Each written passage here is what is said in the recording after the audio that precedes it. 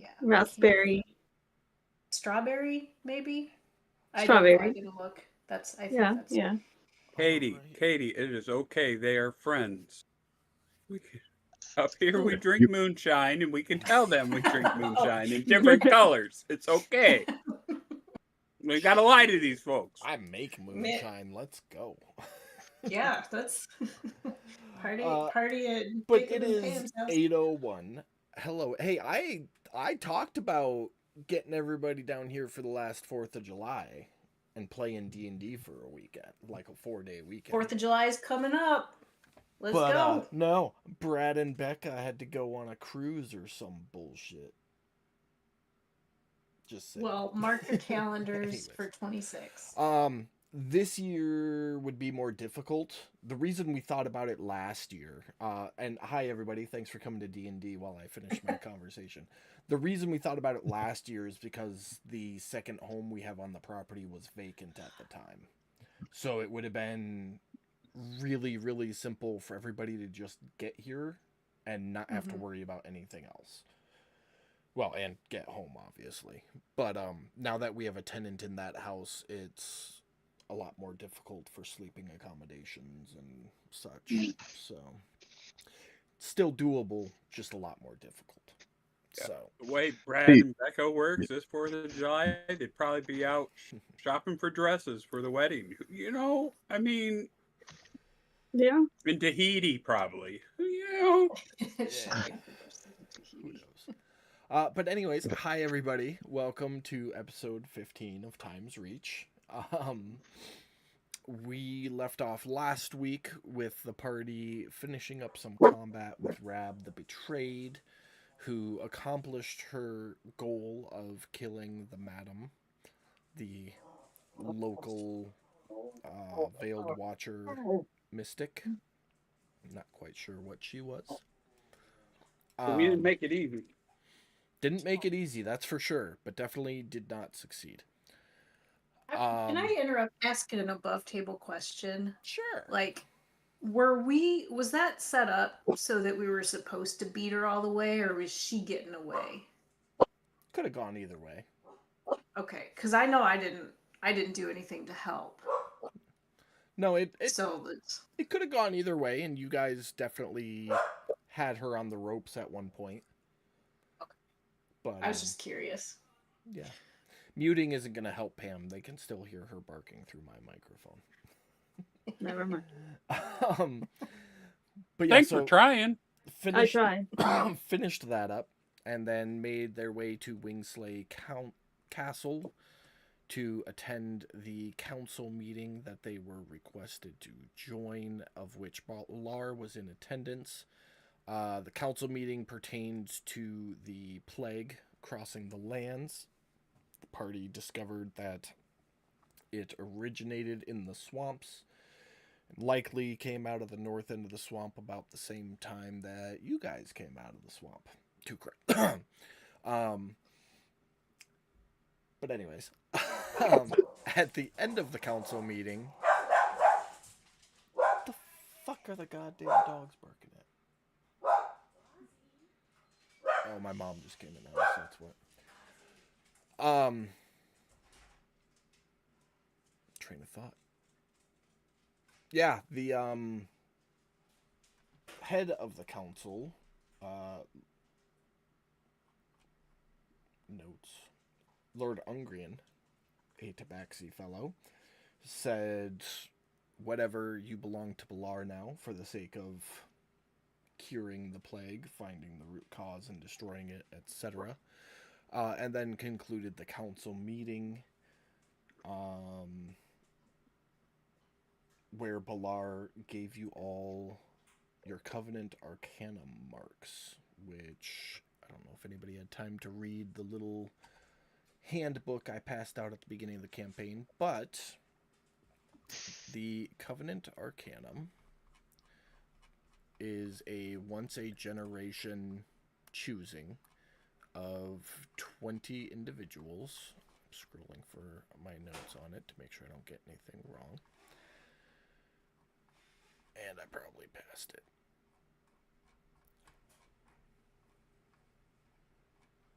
I had a question about that. Yeah, go ahead. Does Sheldon get his own mark, or does he share mine? Sheldon does not get his own mark, but Sheldon follows you around. So, Okay, just checking. but yeah, the Covenant Arcanum is a once-a-generation selection of 20 individuals. That is the highest honor anybody can get. Families have been known to offer their children in whatever way they think is appropriate, even though nobody really knows how people get selected, just that they get selected. And once you receive your mark, you just go to Arcanopolis. And the rest gets laid out for you.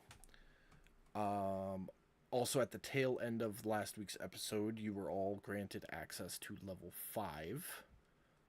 And in keeping with how I did level 4, you get to choose whatever points you do that at.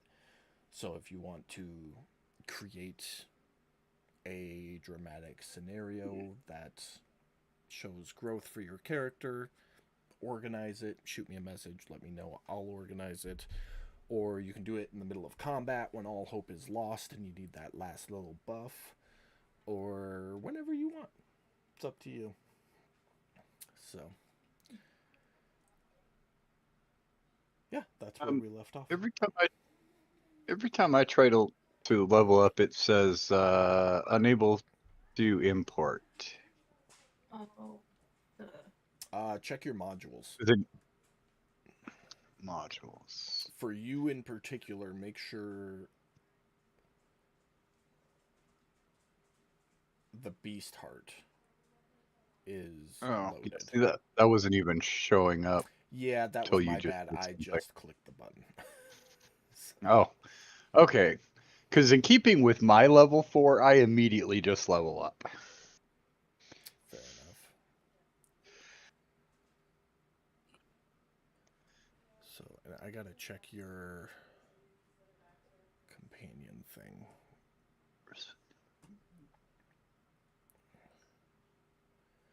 But yeah, you guys are sitting in the council chamber with Balar. You have an option for a wonderful Q&A type moment. Have at it.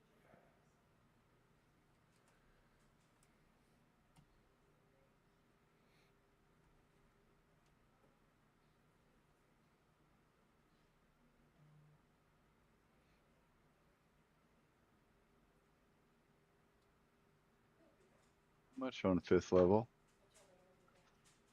You what?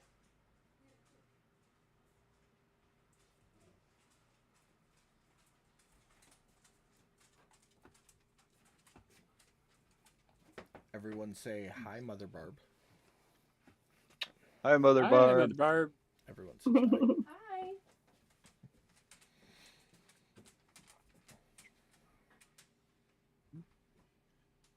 Sheldon gets an additional hit die of damage. I'll level Sheldon up. Don't worry about him. Just do Rick. Oh, I wasn't planning on it. I was sure I'd screw something up badly.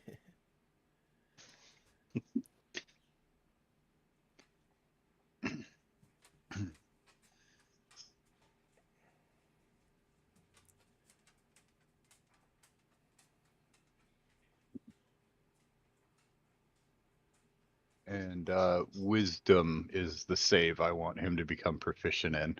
Okay. Before you ask. He is now proficient in it. Ooh, look at that. Oh, and level 5 now, you can use Deadly Leap. Oh, finally. That's good, because I need a high rage usage attack. Especially now that he just gets a +1 to his rage.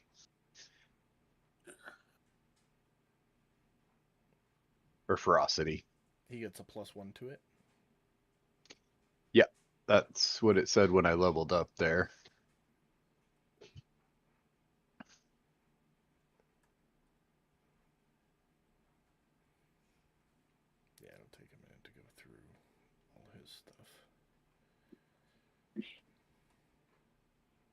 Yeah, beyond instinct, whenever your companion gains ferocity at the start of your turn, they gain an additional 1 ferocity.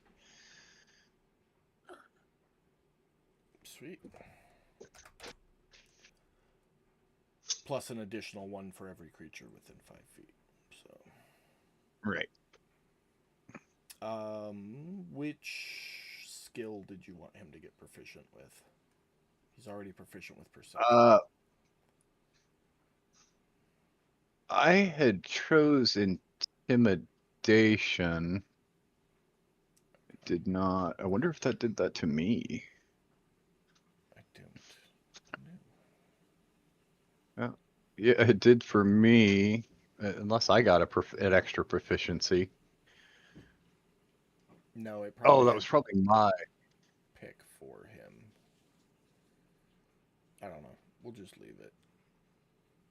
So, Yeah, it's a whole +1 now. Woot woot. yeah. All right, I think.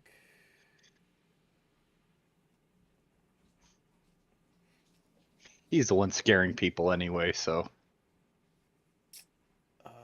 His armor class goes up by 1. Nice. Ooh, look at that tanky boy. That's good. Hit points.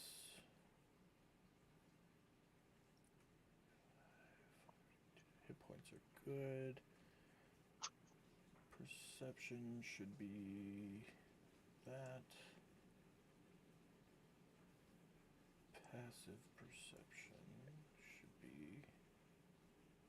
Sorry, guys. I should have just messaged you like this week. It's all good. Kind of forgot about it. You're all set up. Okay. Yay, meat shield.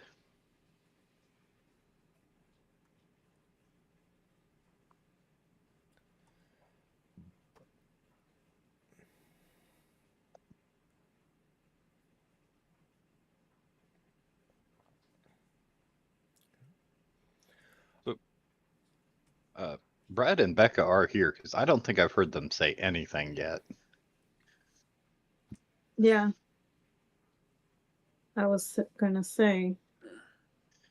I mean, they're Well, loaded Becca in is and here. everything, but well, they're both in Discord, but I have not heard a word out of either of them. And Becca, that's not unusual, but Brad Brad might be usually sick. At least says hello. You guys here? On my face right now, fool. Getting some Gotcha. last minute grub in.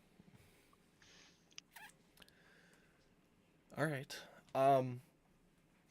You can't be eating. You didn't send me a picture of what you're eating just to brag. Yeah, you didn't say anything. That's not normal. Yeah, Brad. What the hell? You normally say what you're eating. Are you ashamed of your food, Brad? Is that what it is? Or it's too damn good that he ain't even talking. Probably number 2.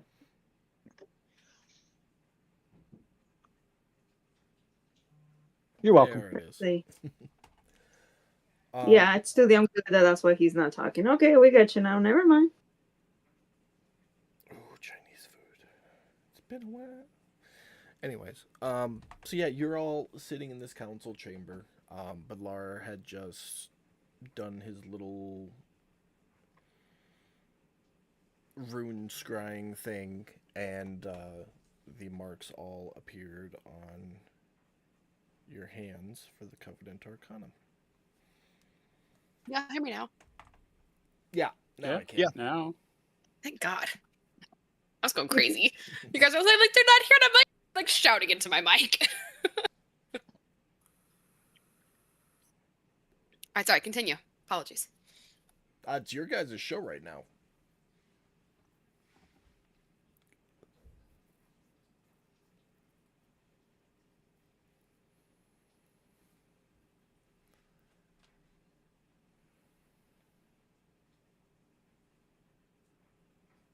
I think we asked this guy all the questions we had last week, didn't we? You had just gotten marked at the end of the episode. So I said I would leave it open in case you guys had any questions for him about being selected for that.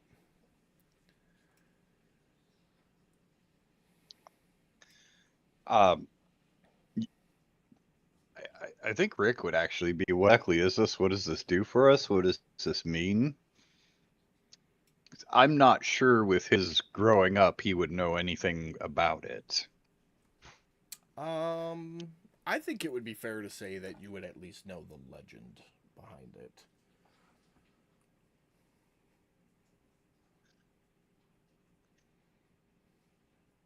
But for argument's sake, Balar would go ahead and reiterate everything that I have explained so far. So, is it like a place we go train? Kind of.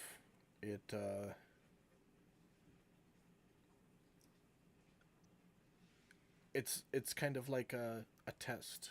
Those who show potential to be heroes of the realm are tested to see if they truly are the heroes that the realm needs.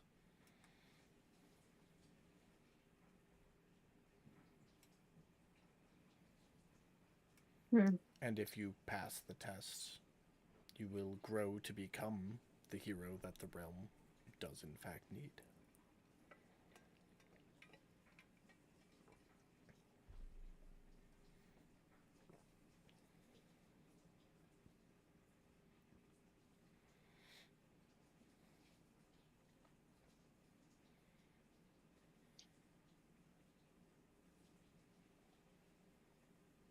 About that like slip of paper getting us into all these cities to help investigate, is that like, or will the mark just do it for us? The mark will do it for you. Okay.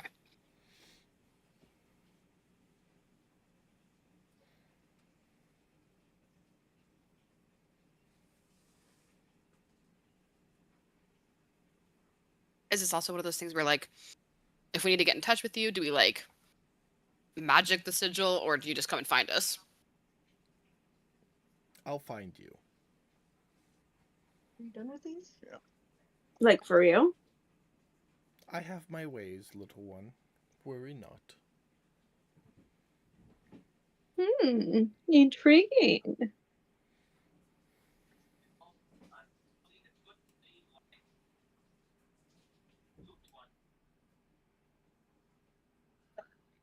Okay, so any idea where we should start first?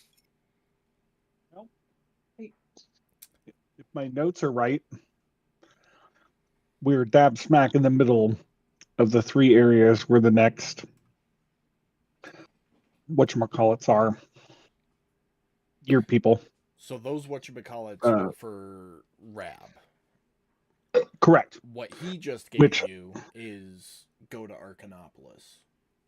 Correct. That's what I was getting at, was we are dab smack in the middle of these three areas, and Arcanopolis is on the way. So, Arcanopolis it is. I gave you I 4 think- areas solely for You did. Watcher huts. Yep. Do you have 4? 3 out of the Yeah, 4 4. are. Unless, I'm sorry. So those are the 4 locations for Watcher huts, Veiled Watcher huts. Right. And then the sigil says go to Arcanopolis.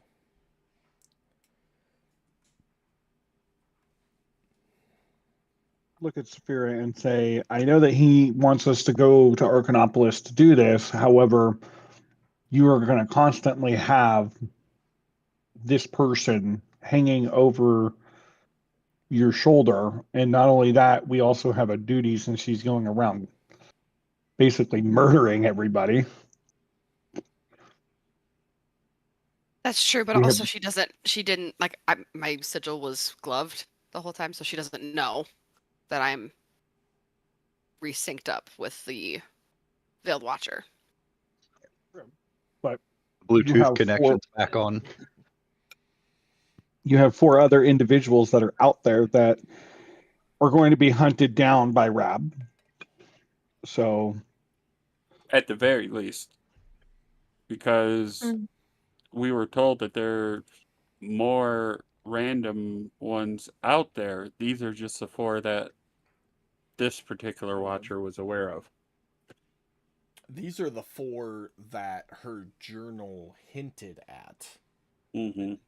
after she became deceased. So she didn't give you any information. You found this from digging through her shit after she was dead, Cal. Right, but there, I remember during the talks, there was talks of her roaming around randomly, finding them out in the wild, in the woods. Wasn't mean- that random? She had made her way. Let me see. Hold on. I have it in my notes somewhere. Yeah, I know there was talk at some point of more than just 4. There's just those are the 4 that were in her notes.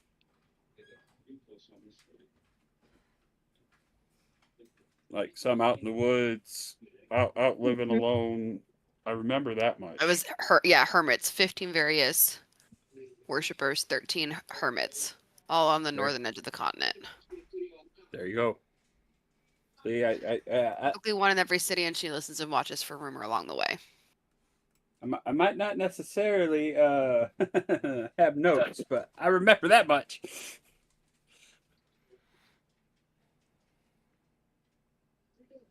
basically what Cal's getting at is that, yes, he wants us to go to Arcanopolis, and we agreed that that's what we're going to do. The problem is we still have a duty. We're still watchers.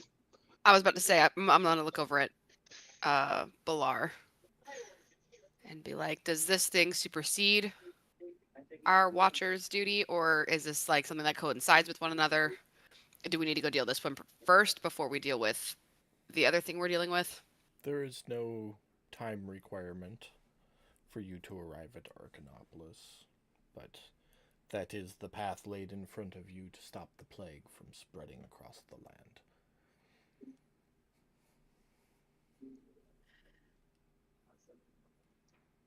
Stopping the plague.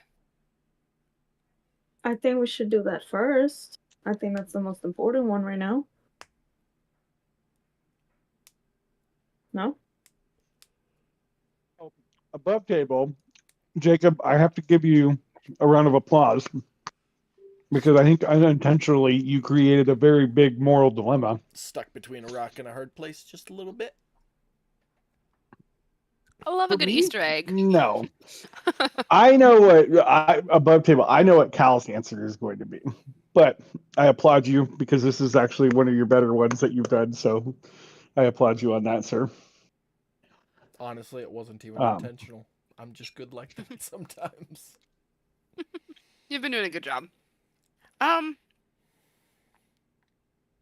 mean, I'm obviously going to want to be pulled more towards dealing with the Veiled Watcher situation. But also, both are equal big problems. You've got one that's possibly wiping out more people than just Rab who's doing targeted stuff. You know what's funny? Literally, you just gave the philosophical dilemma of the train. I didn't even realize it No, I until did. just now. It's the Yeah. If you guys, is everybody familiar with that?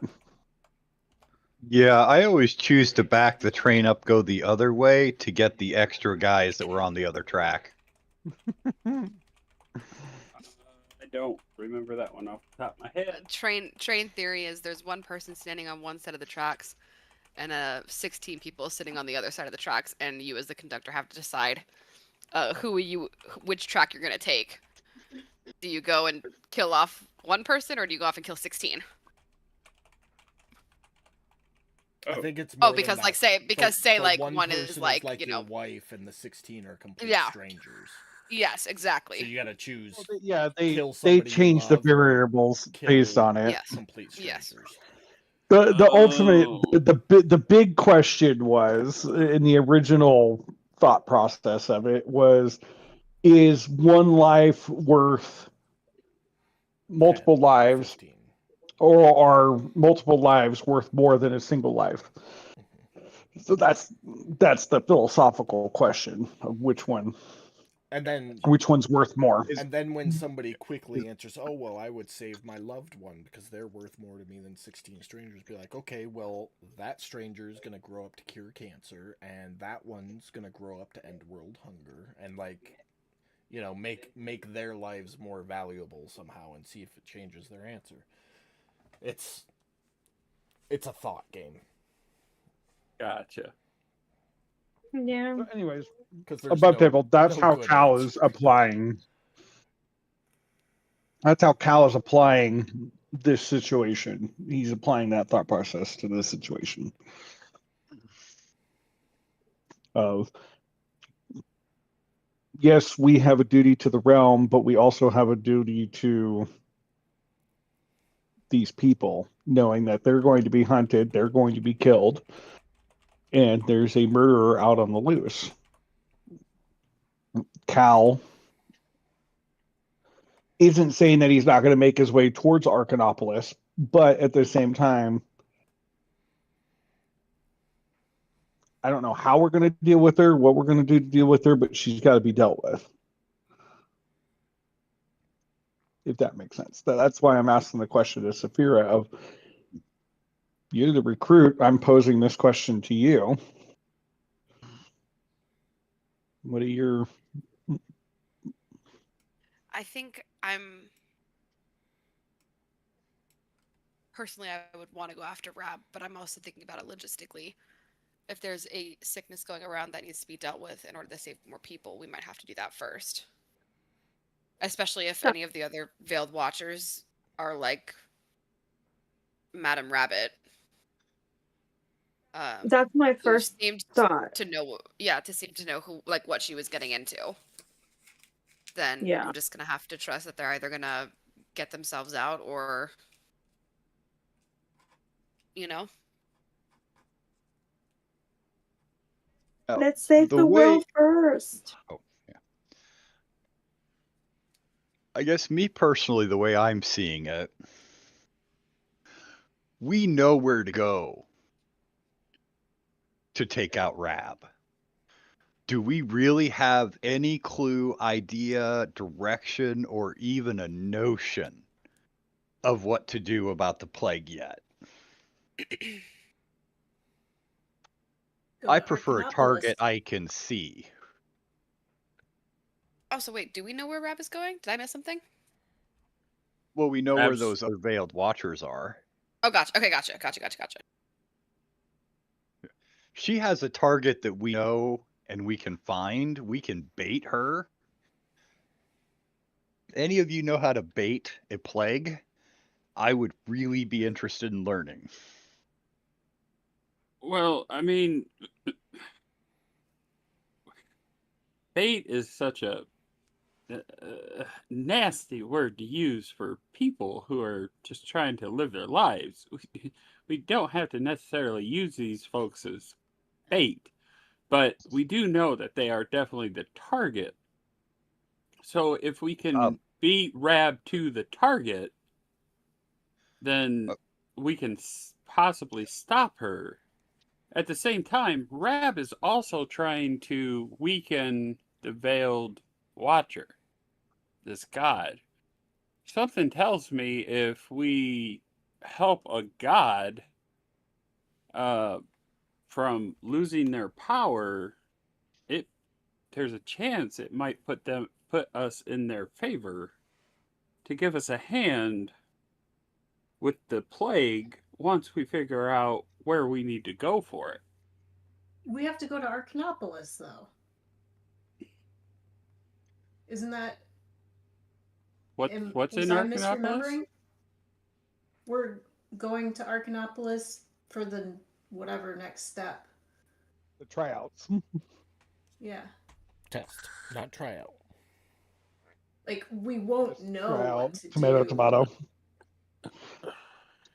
until we do that, right? Or am I misinterpreting?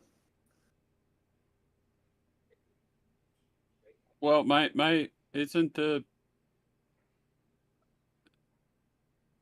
that for just becoming some type of elite?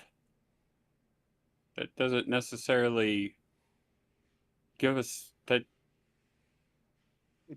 Might He make does have a point. it's making us stronger, maybe, or making us more famous. And Uh, needing but it doesn't and needing necessarily. 14 more people that Yeah, presumably have the same goal.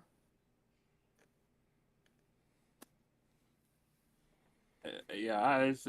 We maybe we don't know. Is it Pilar? Are these folks going to be after the same goal we are to stop this plague?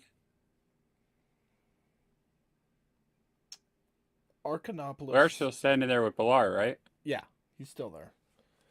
Okay. He says Arcanopolis is like a forge. Those who are selected go through the forge and get tried and tempered. And if they come out the other side much stronger for it, much more sound,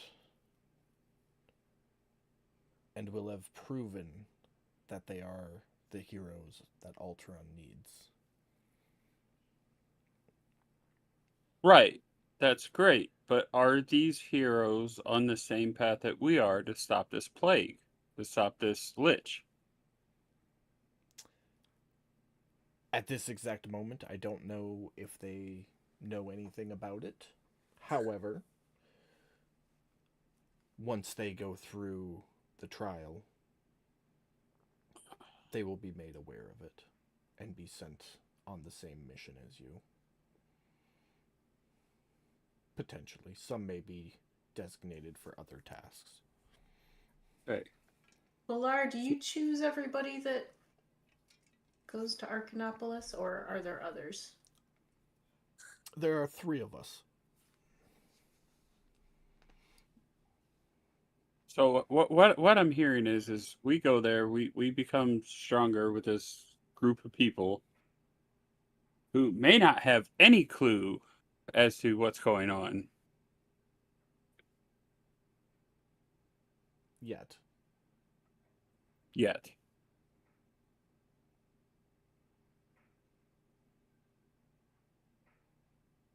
Pilar, you said that there's 20 people that are chosen. How many people are actually sent to Arcanopolis for this? All 20 go to Arcanopolis. That is the first Okay. step of the journey for anybody chosen. And then it gets whittled down from there. Not always. Am I understanding that correct? But potentially, you send only 20 people. You don't send 100 people and only 20 get chosen. You send only 20 people. We send 20 Now, whether or not once a generation. And of those 20, sometimes they don't pass the trial. understand. Sometimes they do. It's impossible to say what a person's hidden nature may be revealed. Understand.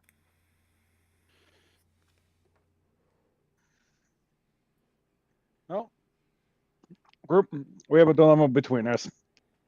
We got to make a choice of either we go there, we train, we get stronger, which in turn could mean that we go whip the shit out of Rab afterwards, potentially. But we also don't know what's going to happen if Rab completes her goal. In theory, we don't know how long we're even going to be in Arcanopolis. We don't know how long it's going to take to get to Arcanopolis. I mean, in game we might, but I don't. Wait a minute. Wait a minute, Pilar. When we were in Ashen Vale,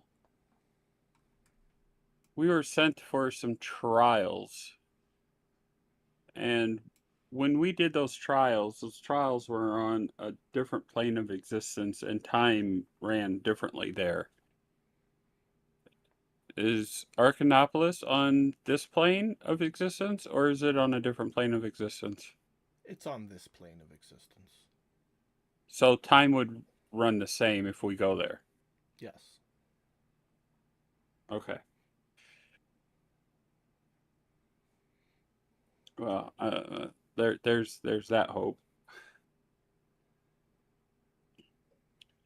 So yeah, we can train. We can go. We can train. We can get stronger.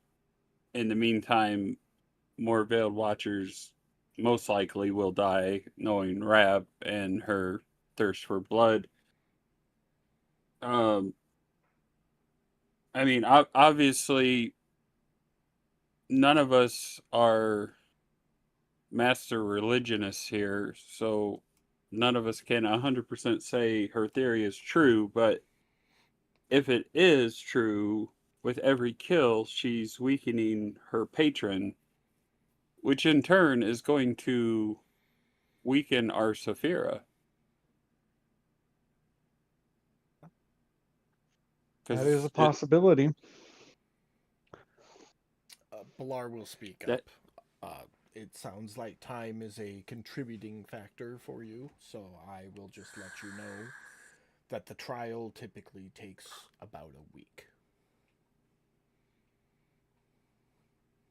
Yeah. Which is Or plenty travel enough from time here. plenty enough time for Rab to do quite a bit of Mhm. damage. And How long even if did it we take- and even if we were to switch targets and go from Rab to the plague, that's a week's worth of spreading for the plague. Yes, but you heard the council meeting. There are steps being taken to help isolate and slow the spread of the plague now that we have official reports to action upon. I fear the plague will not conclude its spread until the Lich has been destroyed. I fear that there is just no way around it. We will take precautionary steps until then. But let me ask you this. You say you faced this Rab twice now? You want to Yeah. call it that? And Yeah. once was today, and you were unable to defeat her. So perhaps a little forging of yourselves could be beneficial on that journey. If you just chase after her now, what's to say the outcome is going to be any different than it was this morning?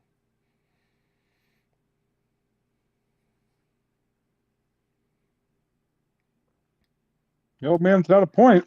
Just playing devil's advocate, not trying to sway your influence or anything. Mm-hmm. I mean, the old man's got a point. The question is, are you or are you not okay with the fact that if we do this, there's a very good chance that there are some innocent people, well, at least I shouldn't say innocent people. There are some people that are going to be killed. Are you asking me? That's a question Everybody. for the group. Okay. I mean, regardless, I think the problem is no matter which choice we make, that's a possibility regardless. Yeah, I agree. That's the risk we take regardless.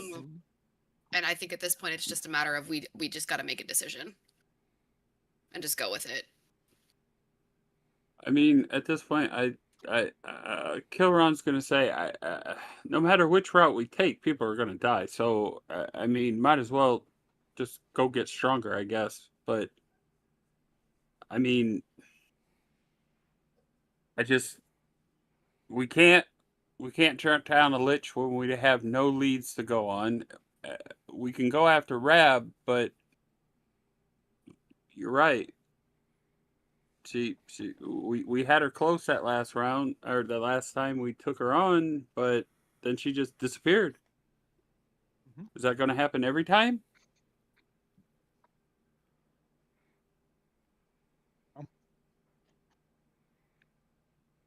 I don't know, guys. Let's It go help sounds the like sick. Archinopolis is the route that we're choosing. Yeah, let's go get stronger. Let's go help as many people as possible. So, That's that was going to be my next question, whether or not you're okay with that. Yep. Gonna have to be. Mhm. Above table, Tukro was going to Arcanopolis, whether he was going with y'all or without you.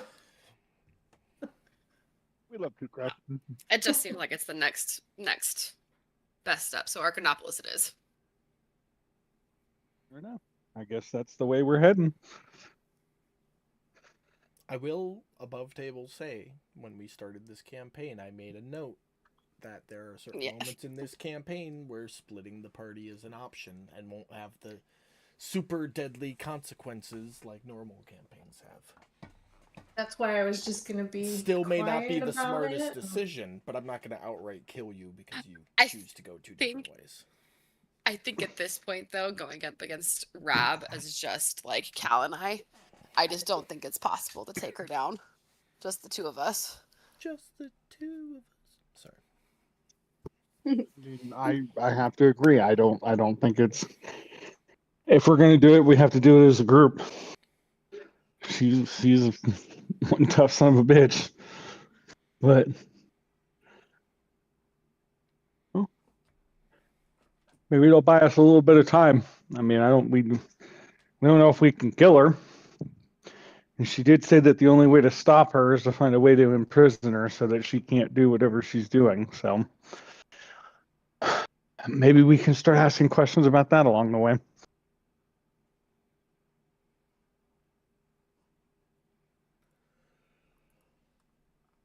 Hey, oh, ready, go. Yep, team? we're going. We're going. Yeah. Arcanopolis as a team. Woo! Go team.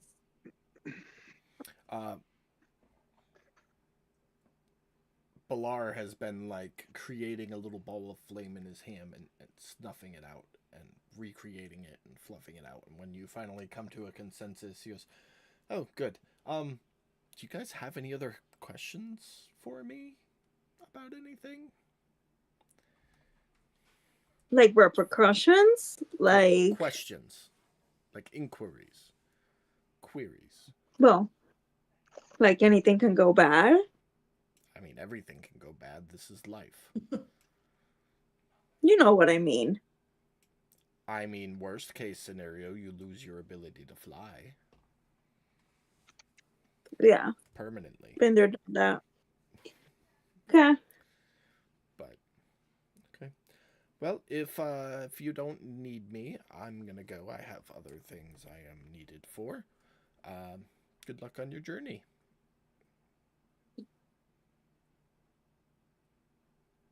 And he will Thank you. get up and exit the council chamber. Almost as soon as he walks out, that servant steps in, the tall, high elven fellow, all prim and propers. Now that the council meeting has concluded, I must ask you to vacate the castle, please.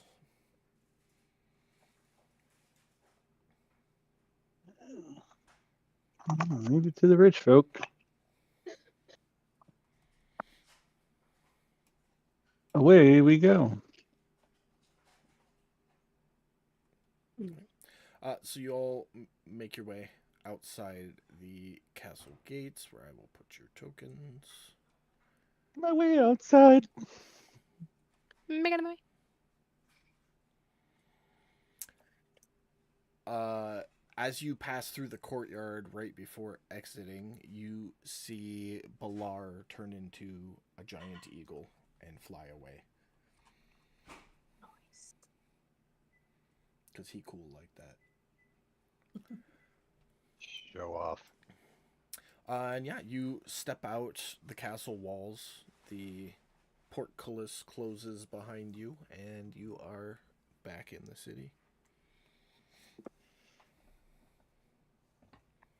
Well, boys and girls, we know where we're heading.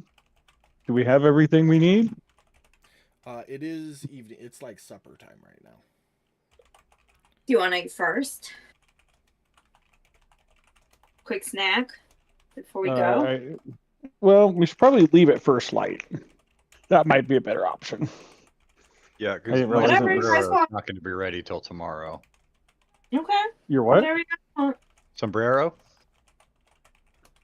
Oh, I forgot you had one made. All right. Well, then I will meet you guys over at the inn. Okay, I'm back. I need to go take care of something.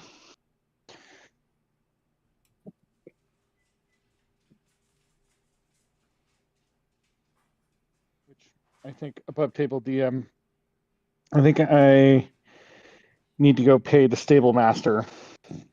You paid For this, right? No, you paid for everything regarding Spud up front. You just have to pick Okay. him up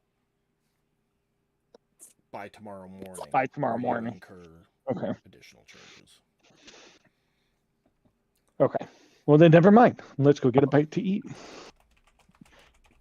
I'm gonna aim for a bite to eat, and then I'm going to try and get a contact with my patron again. I have a lot of questions for her post Rab interrogation.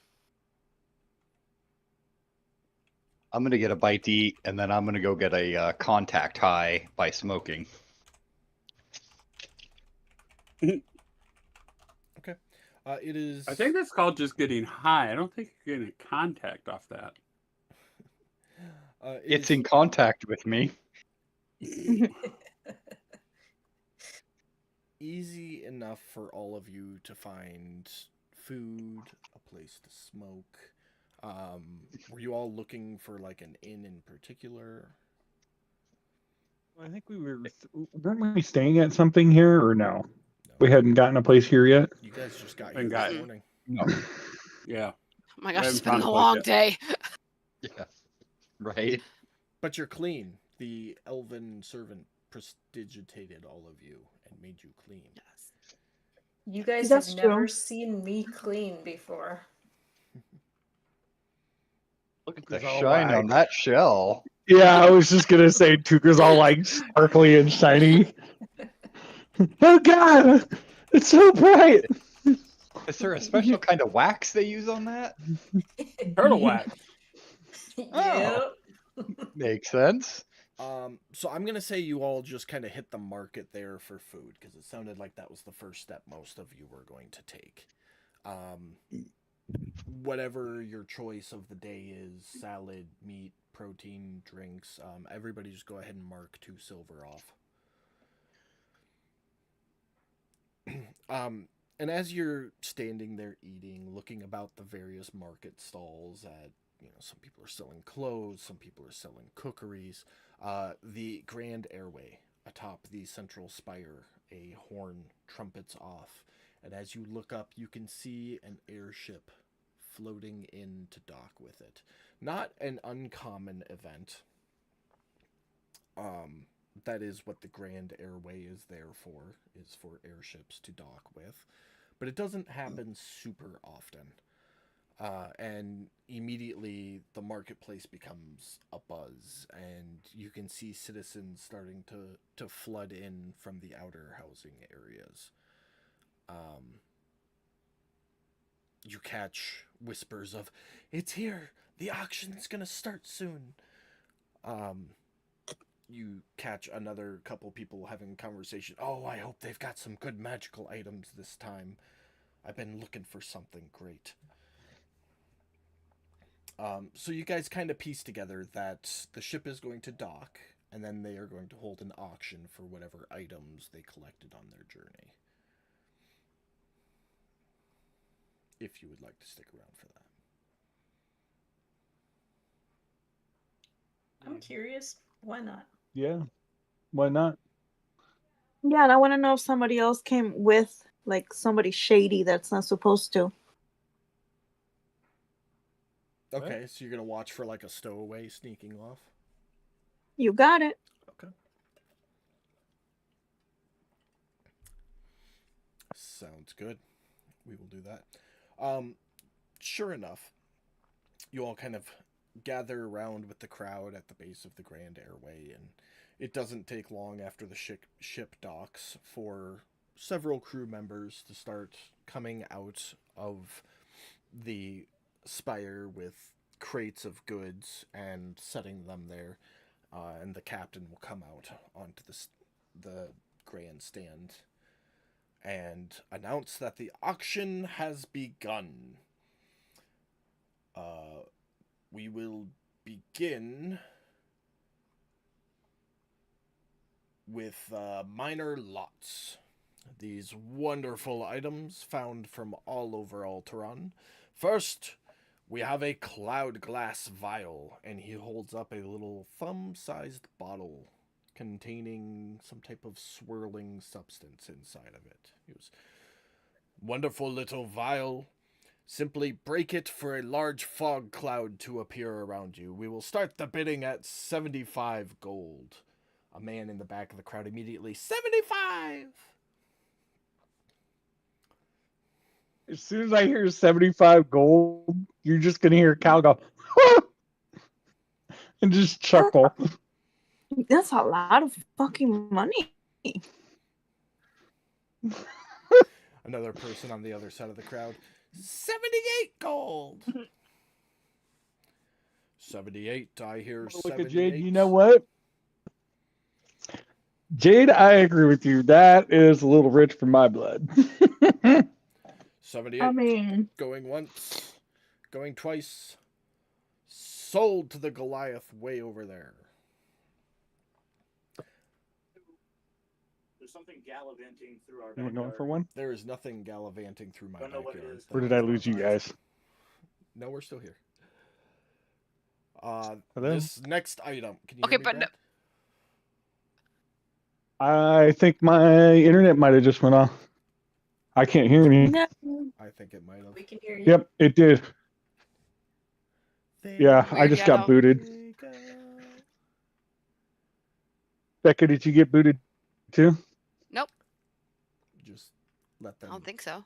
After I real quick. just set that all up.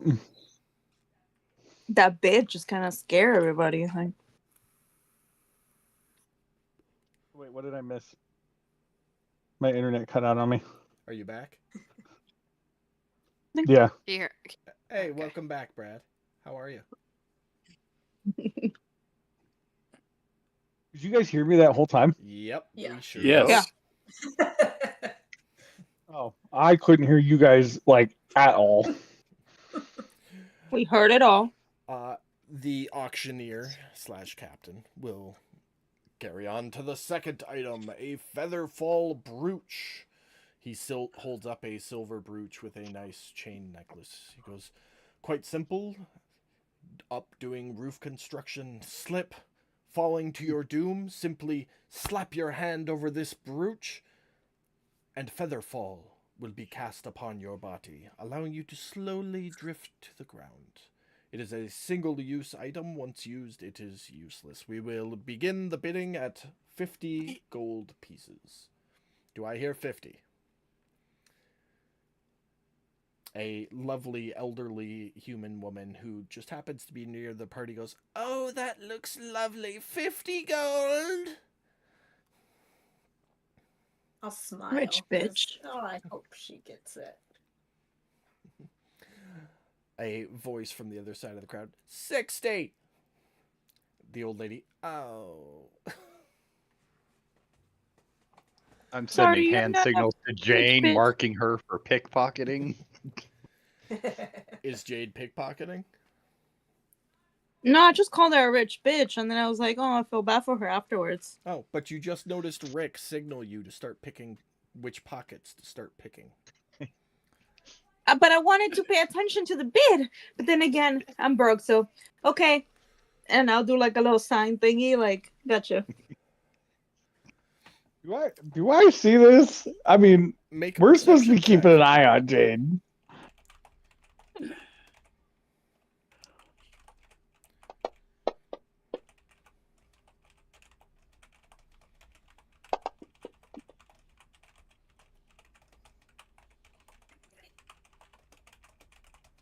Hey, Rick, are you trying to hide these signs? That is the next When I'm question. making it obvious. Well, it's up to I Rick. hope. Rick, are you being discreet? I believe so.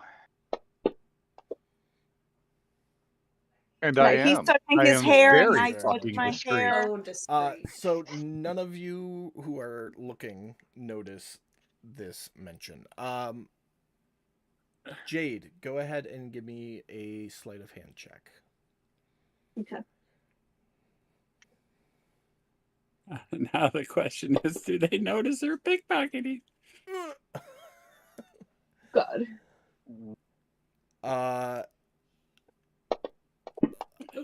Let's do it this way. Sorry. No, that's perfect. Jade, you take a step in forward and kind of bump check somebody as you slip your hand into their pocket. Tukra, you feel a hand reaching into your pocket. No, the copper. I'm gonna look down. Jade has her hand in your pocket. I'm just gonna give her a quizzical look. My hand is cold. Forgive me. Make a persuasion check, and Tukra do an Well- insight check.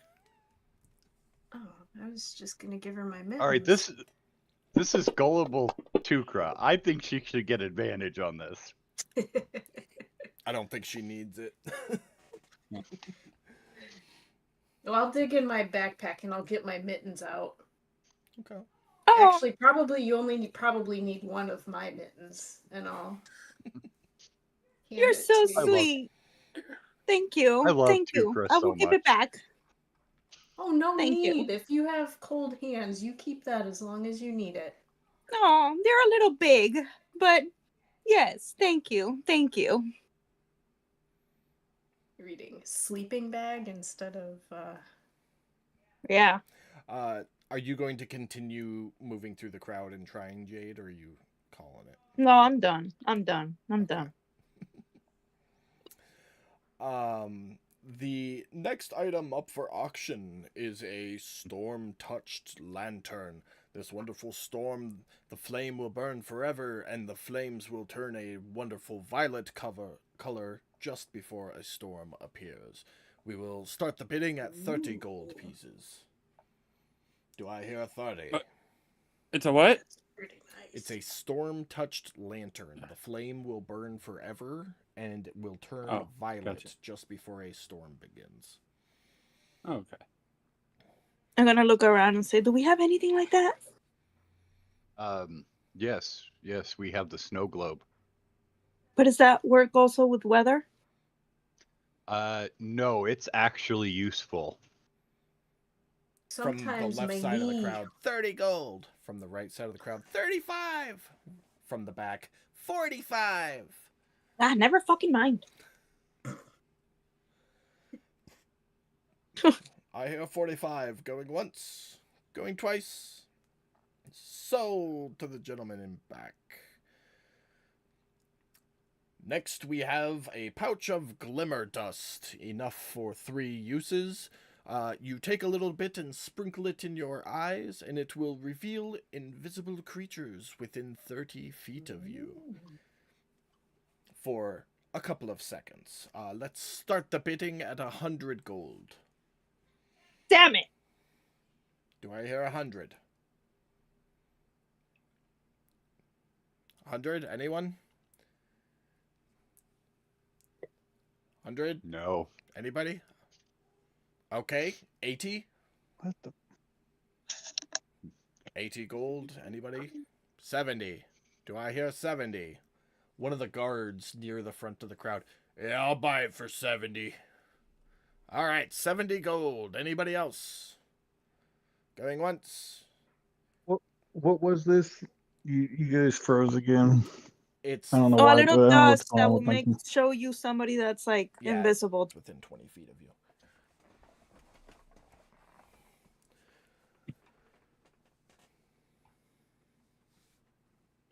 You still there, Brad? Yeah, I'm just trying to get logged back in again. I'm a little concerned. Why does a simple guardsman have more money than us hardened adventurers? What are we doing wrong with our lives? You say that and you look back over at him just as the auction closes on that item, and he turns to the other 4 guards standing nearby and he collects money from all of them. It appears they pooled their money to get this dust.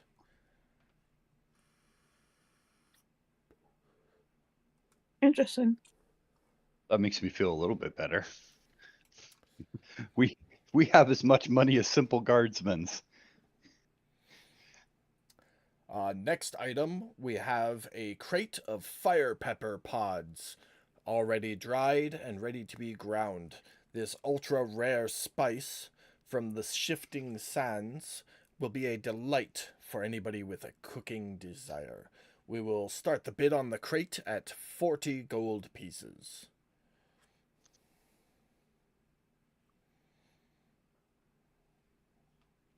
Do I hear 40? Anybody? Crate of what? It is called fire pepper pods. It's from the shifting sands. Oh, It's a ultra rare cooking spice, is what it is. oh, gotcha. Is it Probably like that spicy, paprika or spicy? something. Oh yeah, it's spicy. It's a spicy. Yeah. It's like It's a spicy meatball. crushed red peppers mixed with chili powder. Anyway, a chef off to the right side of the crowd bids 40. Out on that. 40? Do I hear 41? Anybody? Going once? Going twice? Sold to the gentleman with the nice hat. I'm really starting to wonder what I could get for this drift globe. I mean, if this crap is selling so high.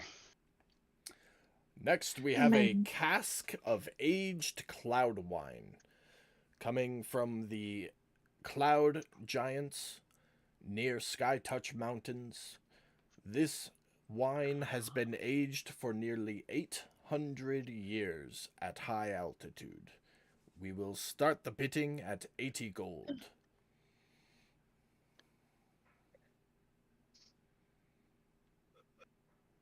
Gold. Do I hear 80 gold? Anybody? Yeah, 80 over here. 80 gold. Do I hear 81? 81, anybody? And it will go on for a couple minutes. The final bid price of the aged cloud wine reached 450 gold. Woo! Next item is a wonderful Sky Pirate Cutlass. Taken myself from Captain Shanks over the far ocean. Non-magical, but well balanced, sharp and ready for action. Above table, it's a rapier. We will start the bidding on this item at 30 gold. A rapier? Yes.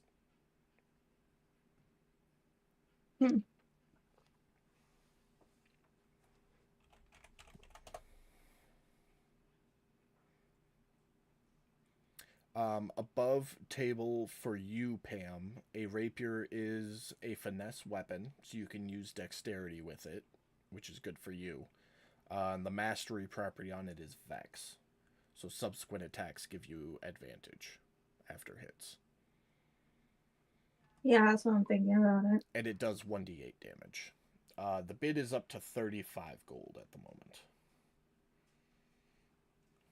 Hold on. 35!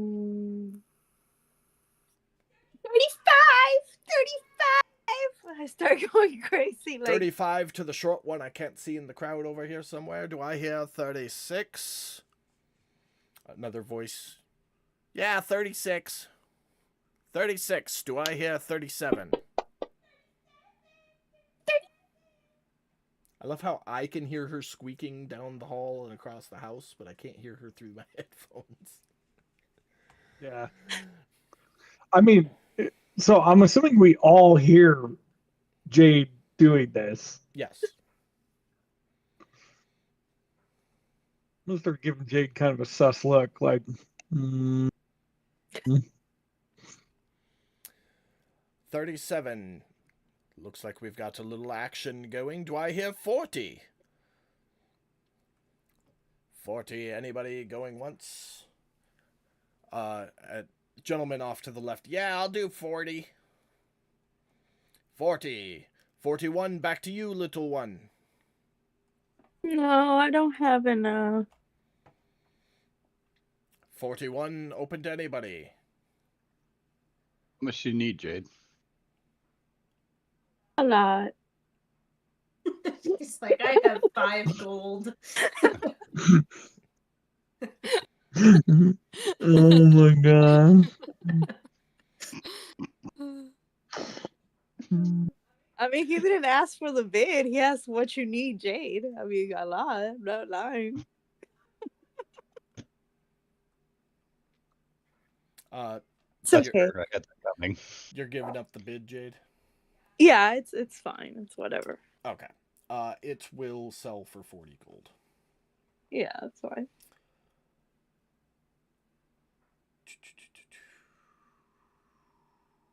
Beautiful. And our final item today is a captain's formal sky coat, and he lifts and holds it up. It's like it's a captain's coat, so it's like a tailcoat, kind of. Very immaculate crafted, navy and gold colors. Definitely for a medium to large humanoid-sized creature.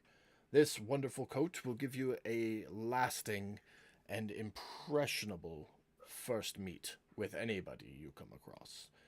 We will start the bidding at 20 gold. Yeah, 20! I hear 20. What about 25? And if I hadn't have just got a new poncho. 25, 21. anybody? I'll throw 21 out there. 21 See if he to the bites on it. gentleman over there. Do I hear 22? 22? No. 21 going once. Going twice. Sold to the individual over there. Put that in your inventory. 21, right? Yeah.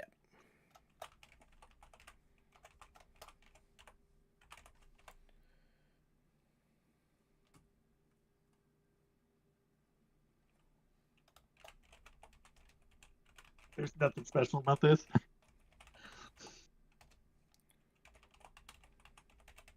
Sounds pretty special to me.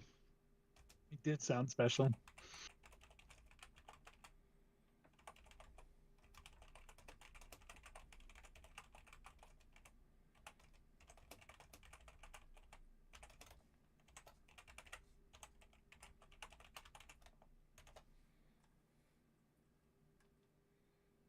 There you go. Descriptions Okay. in the item.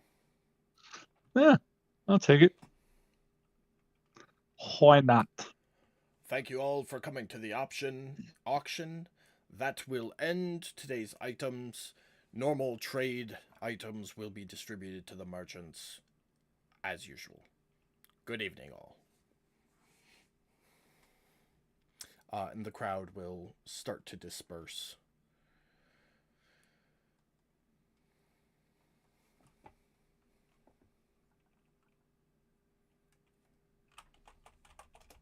Leaving all of you kind of standing there. I think our next stop was to go find somewhere to sleep, right? Yep. Because our next. You recall 2 inns. One on the north end of town near the gate where you came in there, called the Loud Mile. And one near the southern gate from when you were down poking around the religious sanctum district, called the Quiet Mile.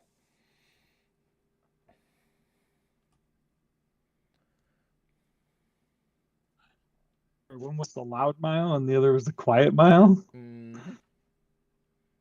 I'm looking for the Green Mile. I'm good. No, no, no. Guess go to the quiet one. And as we go through, I would look to see if any stalls had peppers for sale. Yeah. How much do you want?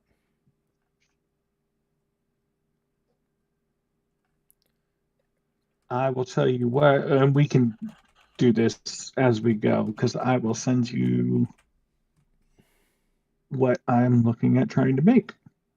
I want some of Mom's spaghetti. Let's look for 8 Mile. Shit, man, spaghetti sounds so good right now.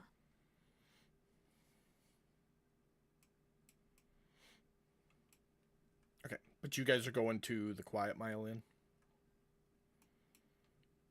Evidently. Apparently somebody made a unilateral decision all on his own. I just said I was going to the quiet mile. You guys didn't have to come with me.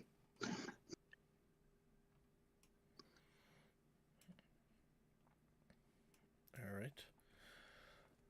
right. Brad, you and me will retcon your pepper Yeah, that's fine. trading. I mean, you left Spud up there at the Loud Mile. So Near. Spud is upside down now. That's Frank. Fuck.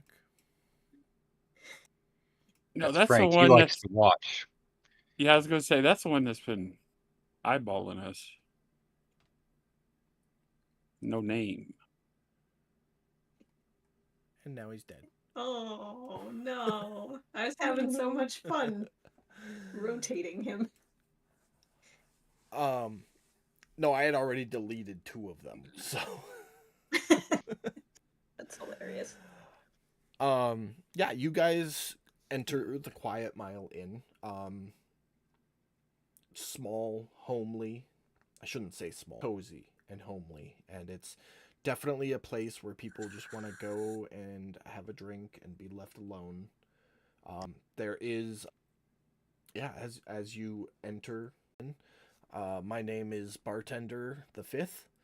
Yeah, welcome to my establishment. If there's anything I can get you, you just let me know. All right. A room. Oh, wonderful. One room for all of you, or a room for each of you? I want to. Over there, you find the Temple of Apollo. They've got a nice bathhouse right next door. Clean you out real good. We were if you know just what I mean. cleaned. Do I look like a pervert to you?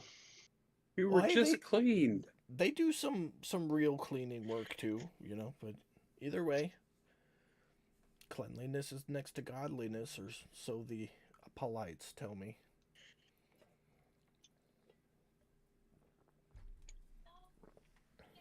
I mean, if you really want to have one, go for it. I'm not going to judge you on that, but What? That's how I relax. I sit in the hot tub and I smoke a joint. okay. Hell, they've got drugs over there. I'll just do that. Yeah, you could probably find some easily accessible over there. Yeah. Oh, wrong person.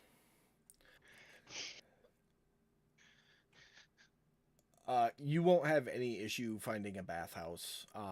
Just a standard private tub to soak in will cost you 3 gold.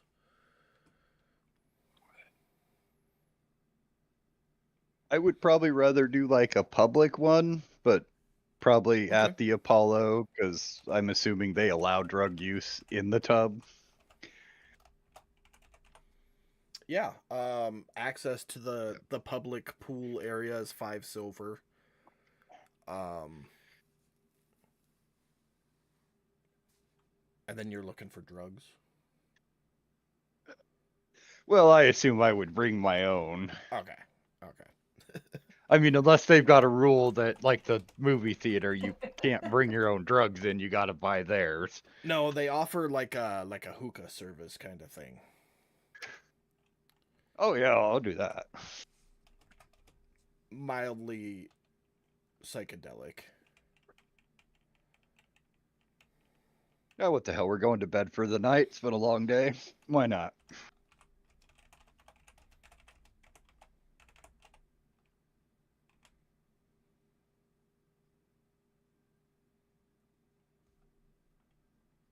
Give me 1 second.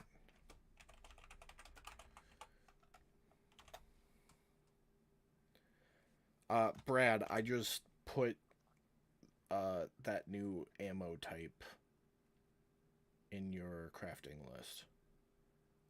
Found to be 5 silver worth of pepper, so you just tell me how much you want. I will message you here in a minute. I gotta clean up a dog mess. Okay. Dude, did you just invent pepper spray balls? Yeah, he did. I'm gonna make him roll a tinkering check the first time he tries crafting them too, and see what happens. Ooh, nice. Well, it's definitely not a pepper spray ball, but you will find out when the time comes. It's close enough. Don't spoil it.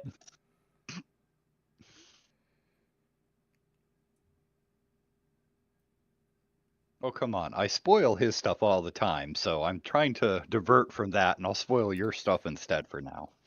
Brad, when you get back to your phone or whatever, shoot me a message with a description of what you want that to do. Because I think we're on different wavelengths right now. But back to the inn. Bartender, what did I say, 5th? 5th. Yeah. Yeah. We're different rooms.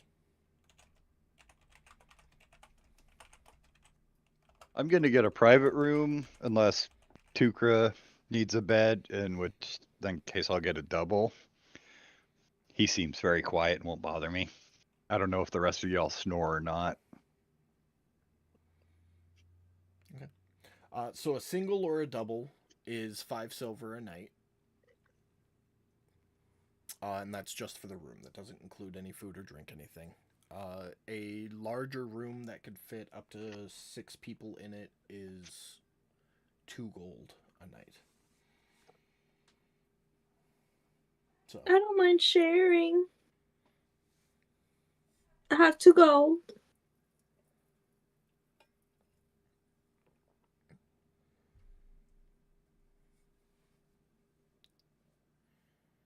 Yeah, I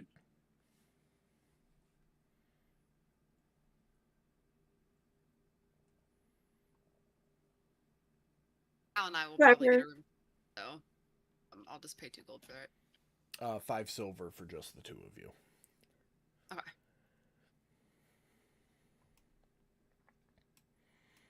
Okay. So it sounds like And if it's a third for Jade, or is Jade gonna stay with someone else? Well, if anybody else wanted to stay in the other room for 2 gold, I was gonna offer that. Well, at this point, that's not a good. And I guess this would be above table. Tukra would have no idea, but that's not a good financial choice. what did Rick say he was getting? I'll get a double if somebody else needs a bed. All right. Well, why don't you and Jade bunk up, and me and Tukra's been bunking up for months anyways. Okay, I'll do that. All right. You don't snore, do you, Jade? No, I don't. Oh, I guess all you'll right. find out. all right. So somebody from each of the 3 rooms mark off 5 silver. All right. I paid for our room, Jade.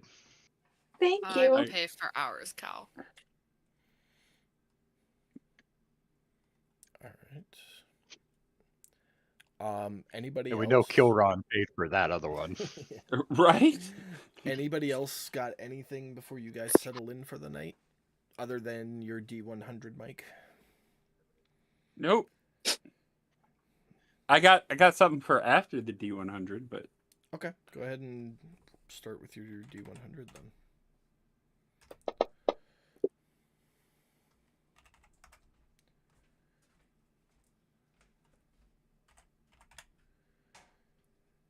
Nothing happens this evening.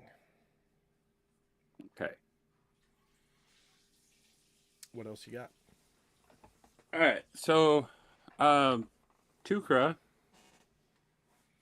Yes. So you've bunko with me on numerous nights before. So on this particular night, you're going to see me play with my cryptex as I always have before. Giggity. Giggity. Obviously to no avail this evening. And then kind of nod in and out at the tail end there. And then eventually I'm going to pass out with the cryptex in my hand.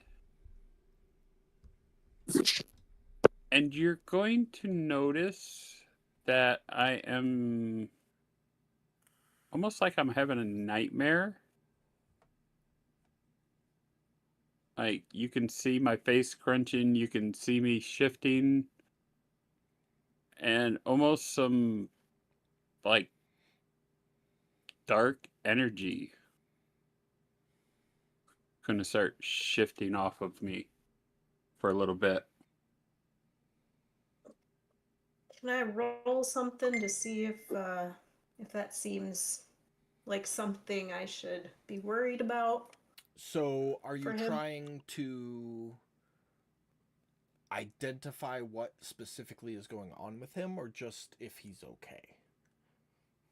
Just if he's okay. I don't really like it's not my business to know specifics. I just want to make sure he's okay. I would say either medicine or insight then.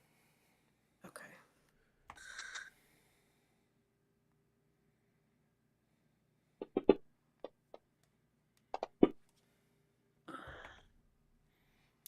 He's it's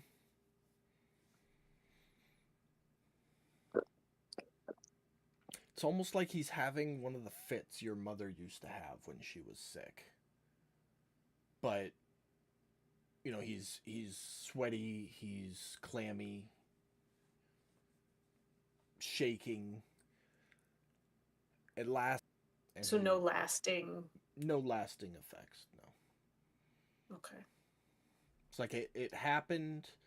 It's like above table. It's like when your partner has sleep apnea and stops breathing in the middle of the night, and then convulses a little bit, and then starts snoring again. It's kind of like that. Like there's that brief moment of, oh fuck, I'm gonna have to dig a hole in the backyard, or how am I gonna explain this? And then, okay, I'm good. Not today. Mm-hmm. Okay. So which one of you guys has sleep apnea? I don't have sleep apnea, but I have night issues. Yeah. So. I only ask because Brad and I both have sleep apnea, so like totally get it. I mean, I probably do have sleep apnea, but I'm not diagnosed. So. But yeah, there's definitely that moment of panic of like, holy shit, breathe. Chest thump.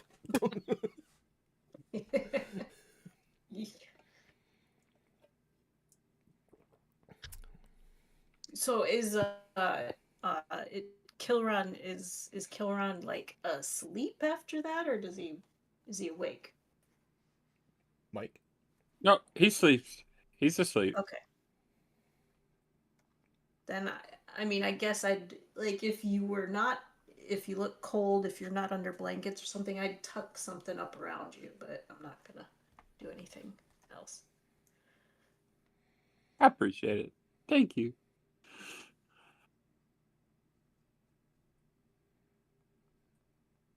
And I'd have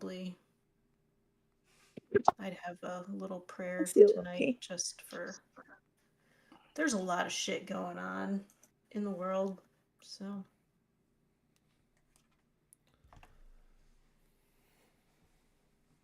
Okay. check it.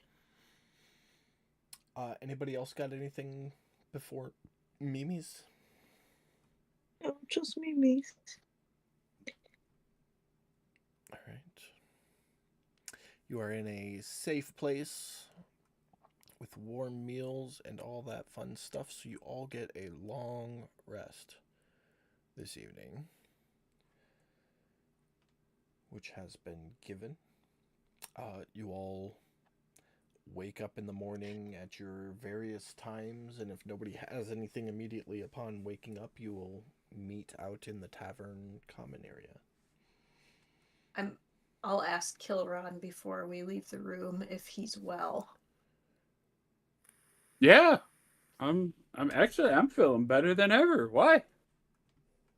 You seemed temporarily unwell last night before falling asleep. Oh, well, I don't know. I can tell you this morning I'm feeling ready to take on the world. That's good.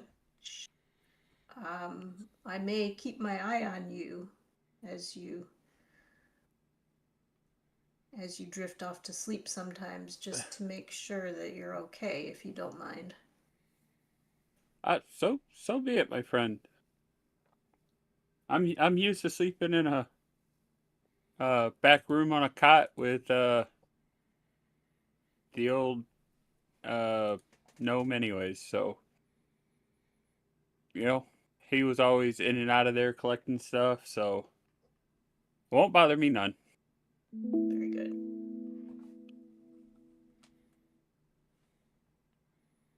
Brad, it's in your firearm crafting list under specialty ammos.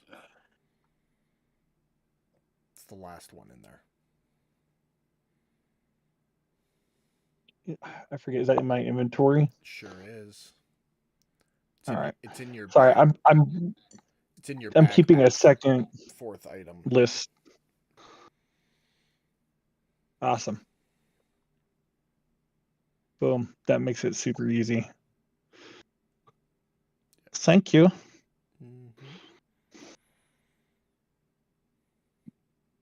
And we're not gonna do number of peppers bought, so it's just gonna be value. So I'll put the peppers in your inventory with the parentheses at the end of them. There they are. So inside that parentheses, you just put whatever value worth you bought, and then take that currency out of your inventory. Does that make sense? Sorry, where did you put them at? Right now it's towards the bottom. Oh. Fifth one from the bottom. Okay. So just in that parentheses, put Okay. however much, whatever value of them you bought, and that's how we'll keep track of how many you can. If I'm equating that right, it's 2 gold plus whatever the silver. Am I doing my math right? So it's the origin cost of the ammo. Gotcha. And then an additional 2 gold plus the peppers to convert it into whatever this is going to be. We'll work out the details of the actual shot. I need the message from you first. Yeah. Well, yeah. I'll message you separately, because I definitely think, now that you say that, I think we're on two different wavelengths.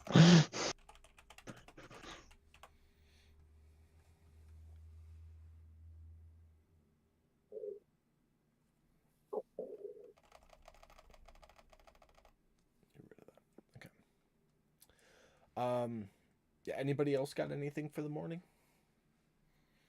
2 silver if you want to have breakfast.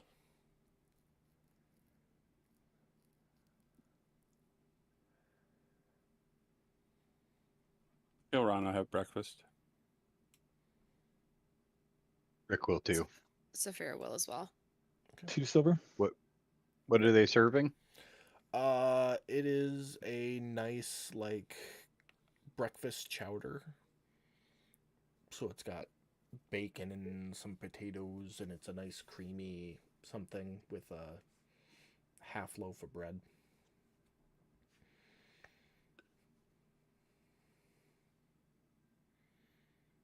Okay, yeah, I'll just have lunch. Bart is still working and happily serves all of you as if he wasn't working the night before. Magically, somehow. It's like fairy magic has just interrupted that entire family line sleep schedule.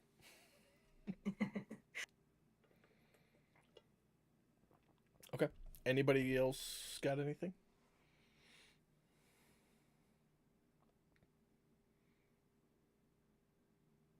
All right. Well, the day is yours. I think we're getting ready to head out, right?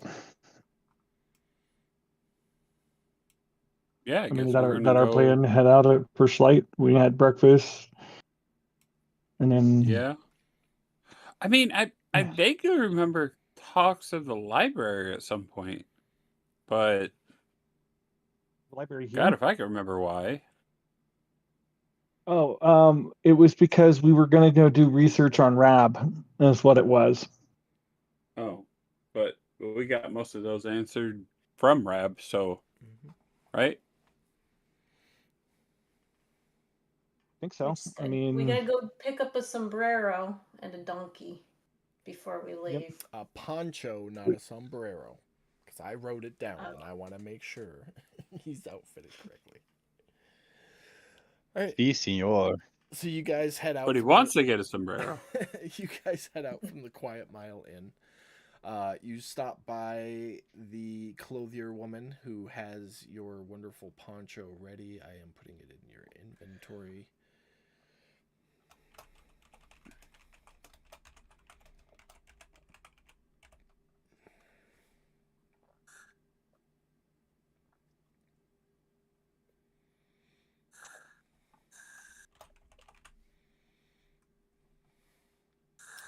There it is.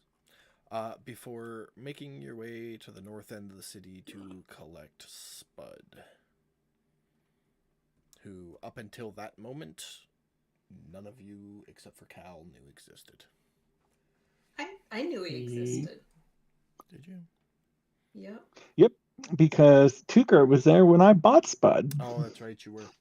Forgot about that. In fact, I think Tukra helped me pick out Spud. Oh, Pick yeah. out the name, wasn't it?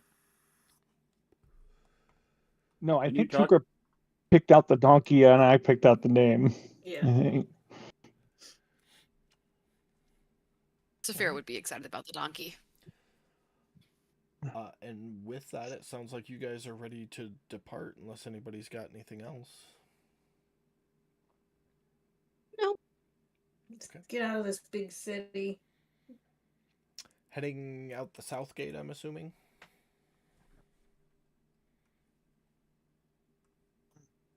Yes. Whichever direction gets us closer to wherever we're heading. South. That would be the south gate. If I remember right, the Watchers are like down there towards the south gate, aren't they? Kind of in the other direction. The local Watchers here in Azerbaijan are at the base of the Grand Airway. Tower.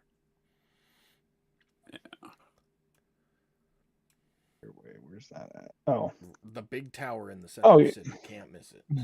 yeah. Gotcha. Okay.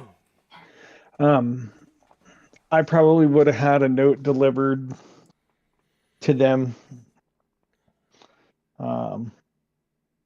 saying that they need to send people to those 3 towns.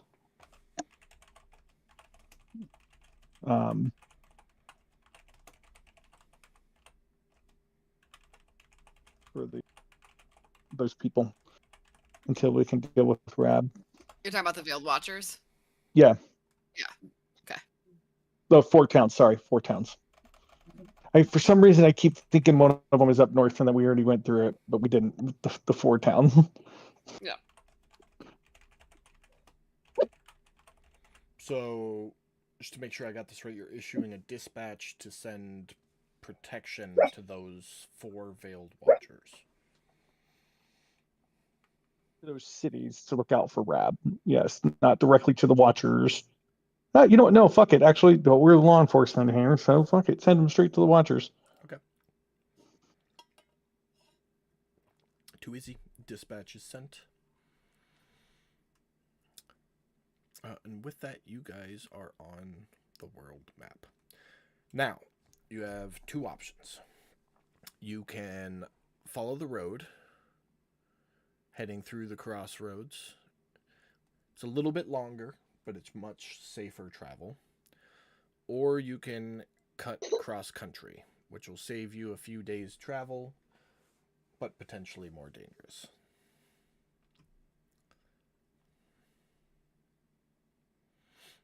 Follow the yellow brick road. Follow the yellow brick road. Oh, sorry. Yeah, I mean, that's Cal's thing. Follow the road. Yeah, for the road. I agree. As well.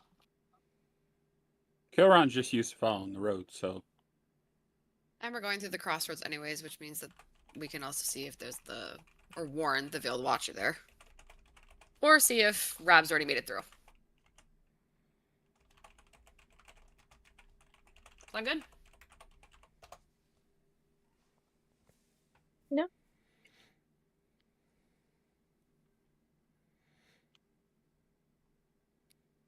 Okay. Sounds good. First day of travel, somebody roll me a d20.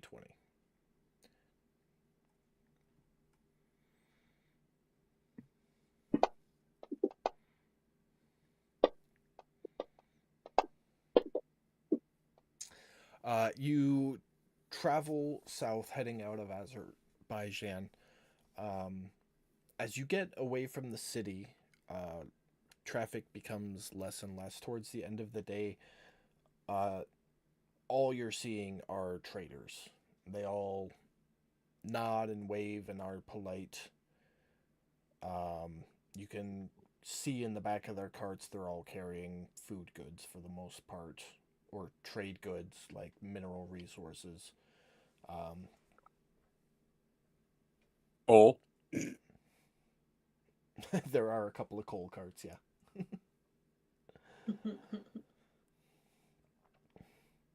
But yeah, your day of travel goes off without a hitch.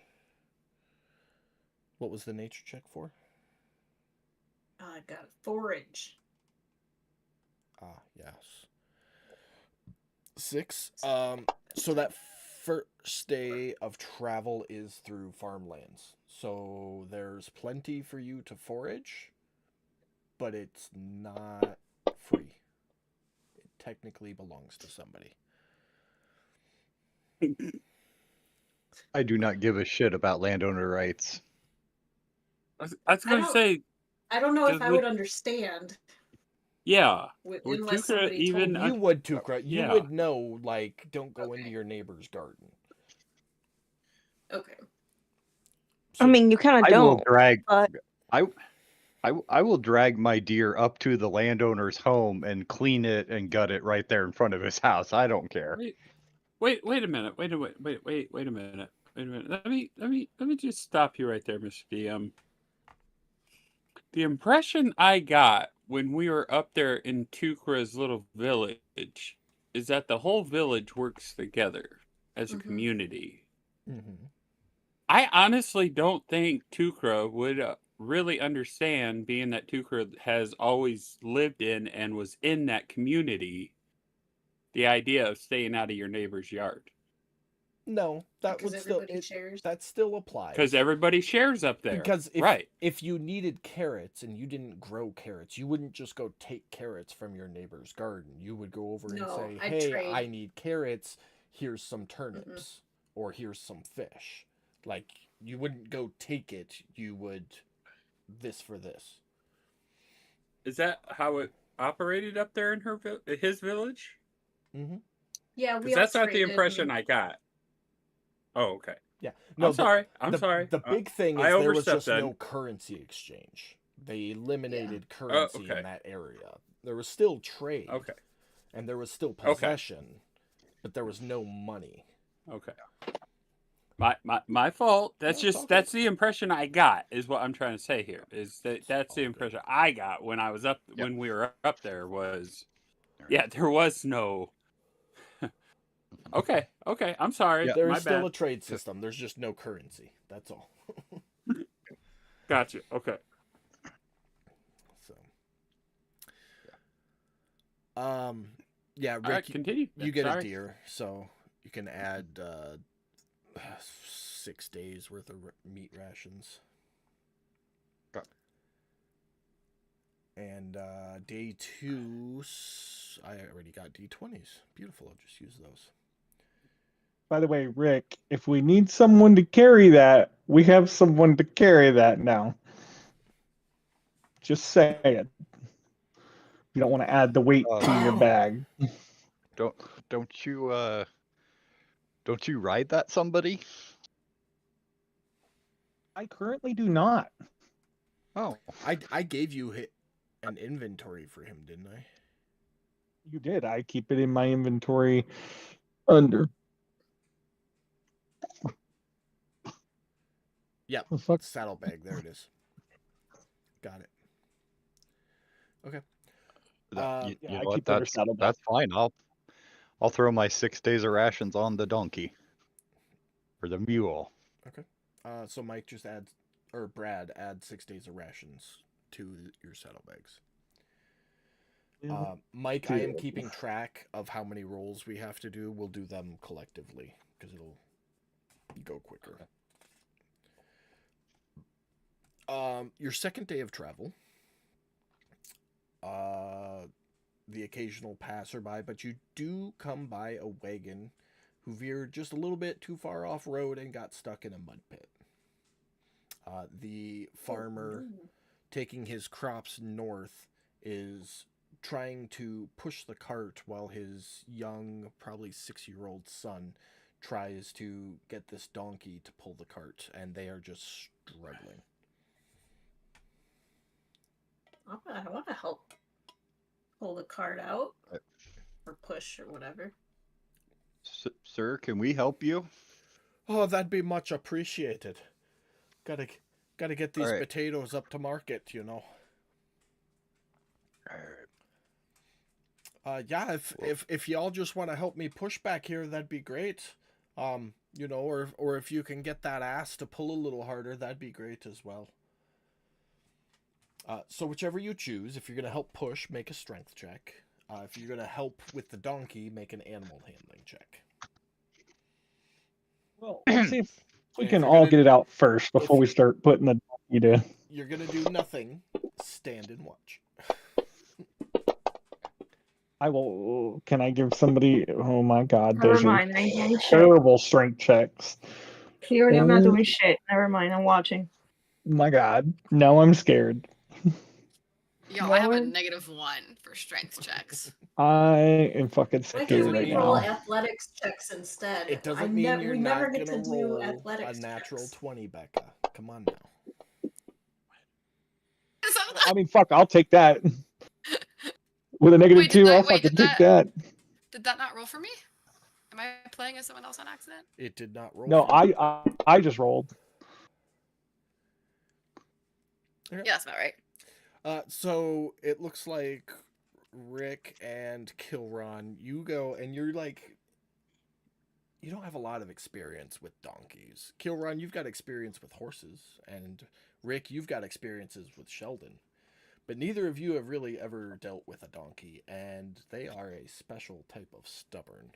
So you're like trying to coax it with carrots and trying to grab its reins and pull it, and this thing is just fighting you every step of the way. Meanwhile, Jade and Saphira, you both try to shoulder into the back of the cart, lose your feet, and end up in the mud, while Cal and Tukra on the sides gets some good posting outside of the mud pit. And with your guys' help, you are able to free the cart from the mud. Woo! The farmer will look at you and be like, "Oh, thank you very much. It's not much, but it's all I can offer you." And he holds his hand out with 4 silver in it. I'll wave it off. I'm not gonna take this dude's money. Nah. I would ask him if Do you have any could- copper?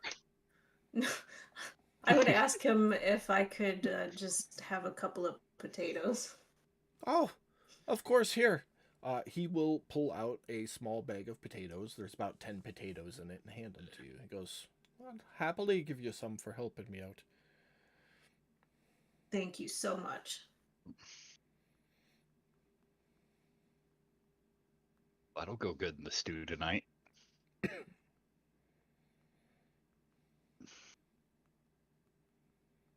How many rations does a bag of 10 potatoes turn into? 3.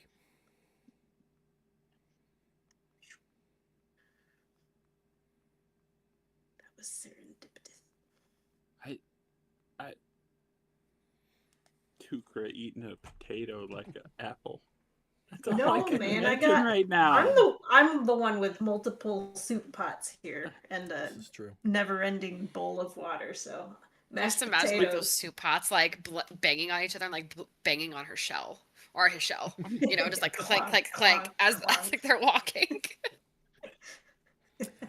I'm just you're asking how many rations that become, and I'm just thinking, yeah, because Tukra wants to eat them like apples. That's all I can I probably think of. would. Yeah, I could like see I it. can see it. But the farmer will thank you and then head along on his way. Did anybody have anything for today's travel duration? Discussions, conversations, anything? Yeah, This is end of day. I mean, throughout the day. Is that- I didn't ask Oh, for okay. the first day. Like, did anybody have Gotcha. anything? No, just making sure. Okay. We do come up to the end of the second day of travel then. probably stop and shake off the mud, and if there was any left over from helping the cart owner. Yeah, definitely. Yeah. So I'm sorry. That night, I would let Spud graze. Okay. That night. Rick, you do not find any wildlife to hunt. With a 30? 30 is your ability to get it. My roll determined whether or not you found anything. Ooh. This is farmland. Game is a lot more scarce than in the forest, believe it or Is there like a well nearby or anything? not. You're passing by farms, and the farms have wells, so maintaining fresh water isn't difficult. It was more about You thinking of guys, cleaning I've got- off, but I've got water. That as well.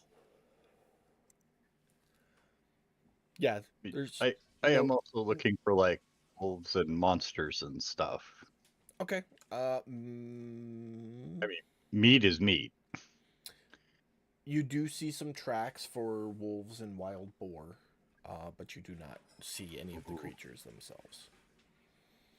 Damn it. Maybe some field Got some- mice. Bacon would be awesome in the morning. Wild bacon.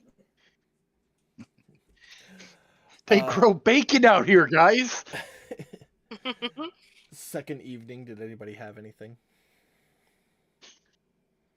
I'm gonna try and get in touch with my god. Okay, roll a d100.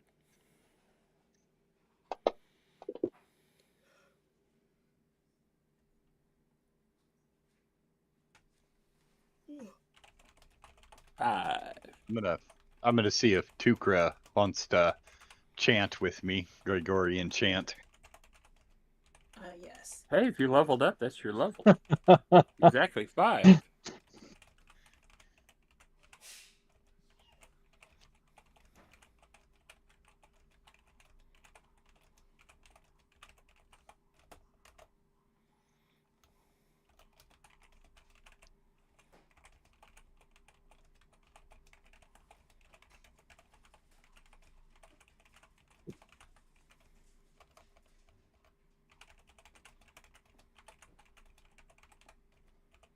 Again? Oh no.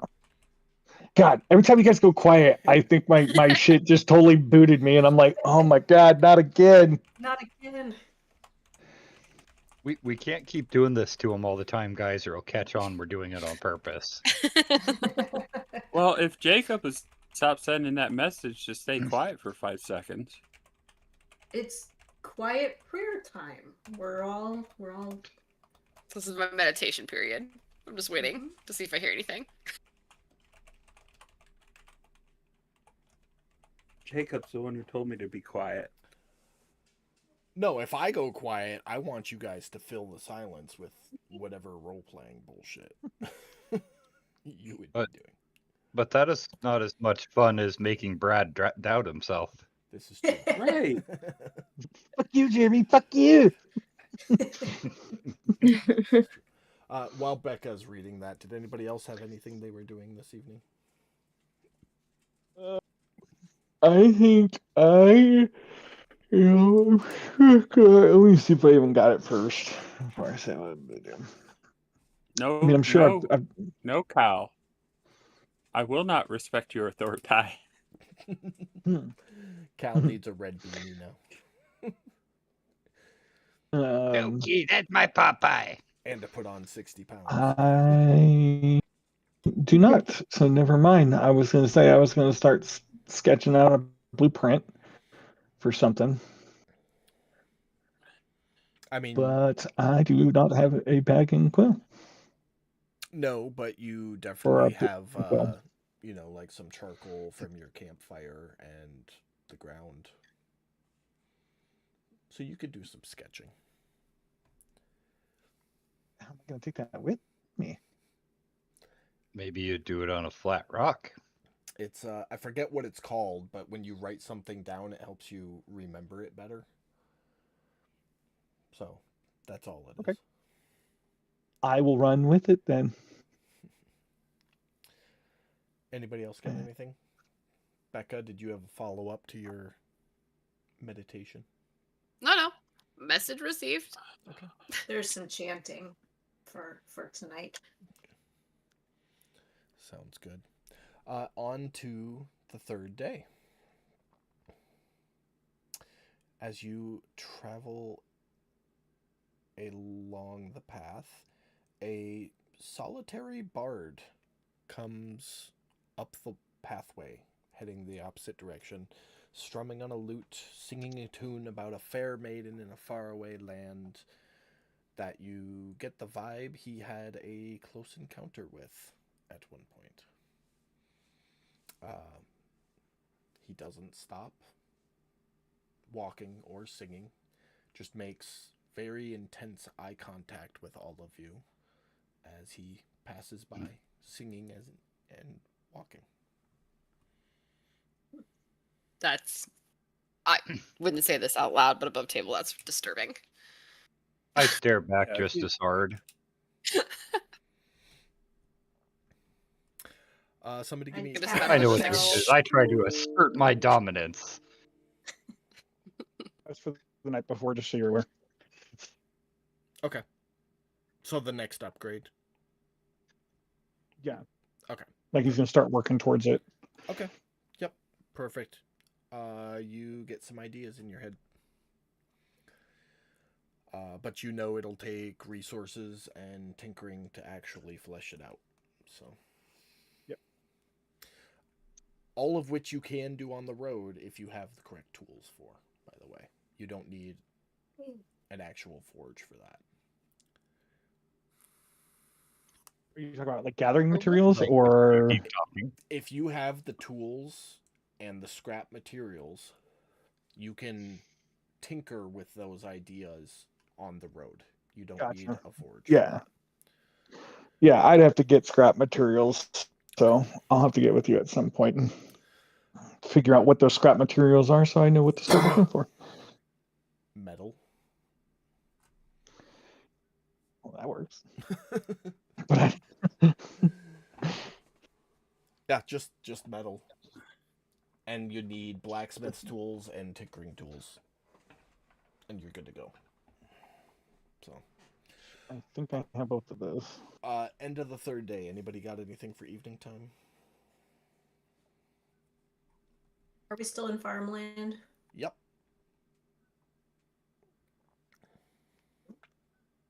Well, it's still farmland Oh, on the 'cause I right, didn't. and it looks like the farmland on the left is going to end and turn into an orchard. Which is It's still farmland, but there's a difference between a farm and an orchard. So, Yeah. all right. Third day ends. No issue. Somebody give me a d20 that hasn't rolled yet.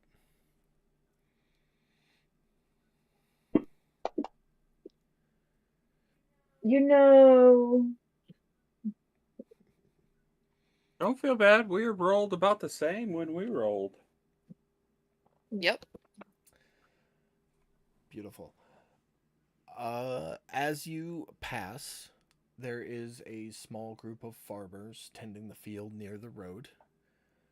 And as you come up to them, they kind of stop working for a second, taking the break to stretch their backs and, "Oh, hey, how are ya? Nice to see you passing through. Where you all heading?"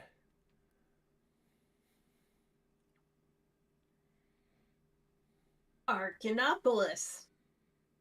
"Oh, fun. Going to make an offering, are ya?" Something like that. "Oh, well, that's one way to try to curry some fancy." I thought we were going to be tested. "Oh, you're all marked? You're of the Covenant?"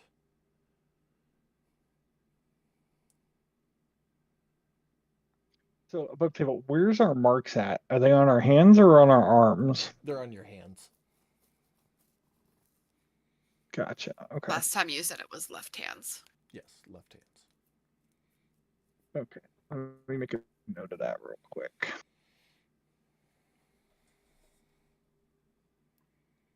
Yeah, I will show them mine. I bet you will. Now they have to show me theirs. It's a rule. "Oh, well, I don't have one, but blessed be, we've never seen one of the Covenant before.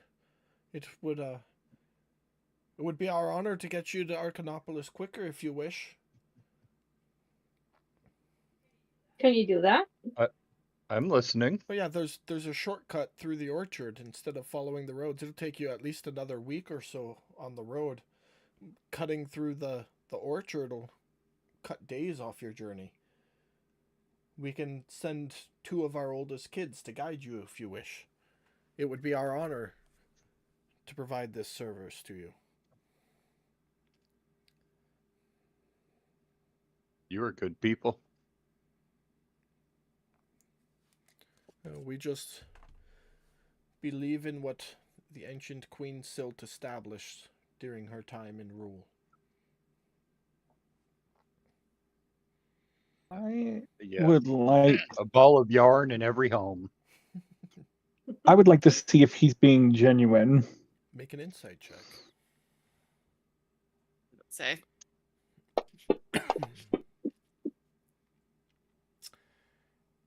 You both get the vibe that these are humble farmers. They have a decent enough life and are sincerely honored to lay eyes upon members of the Covenant Arcanum and wish to offer aid to you in your journey.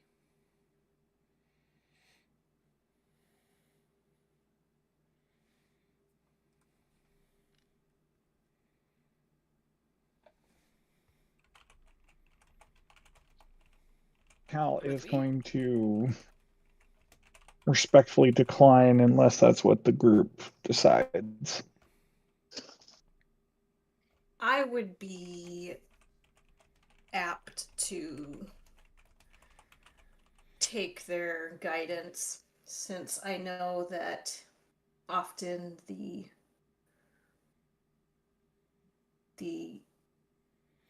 benefit of giving a gift is as great as receiving a gift.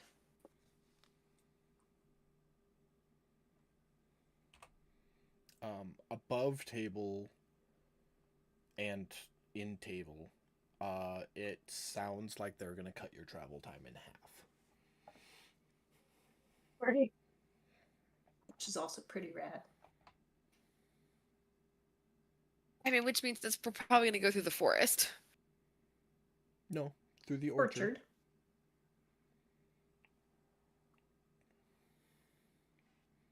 Which is like a forest, but they took in all the fun out of it.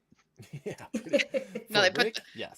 I was gonna say, or they put the Replace fun the in fun it with by apples. planting sustainable fruit trees. I mean, my worry is Spud and how well Spud's going to be able to get through there if there's going to be issues getting Spud through there. As you glance left to the orchard, you see that there's a good 15, 20 feet between the rows There- of trees. Damn it, dude. And the space underneath the trees is cleared.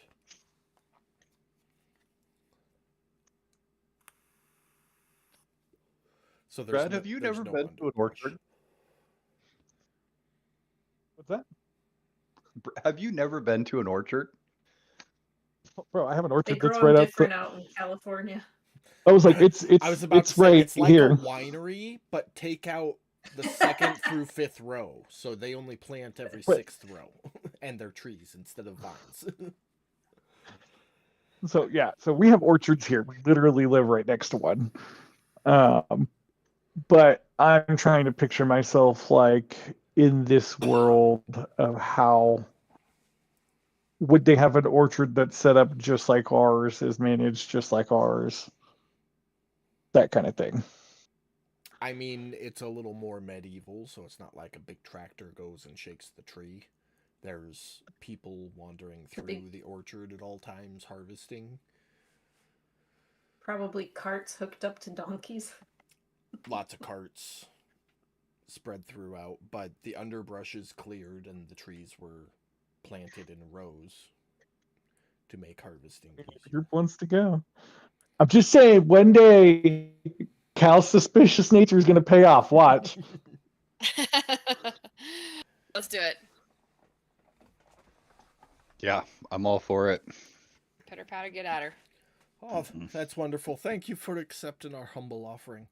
But just a moment, and he turns to us. Johnny! Get Sephram! I got a job for you two.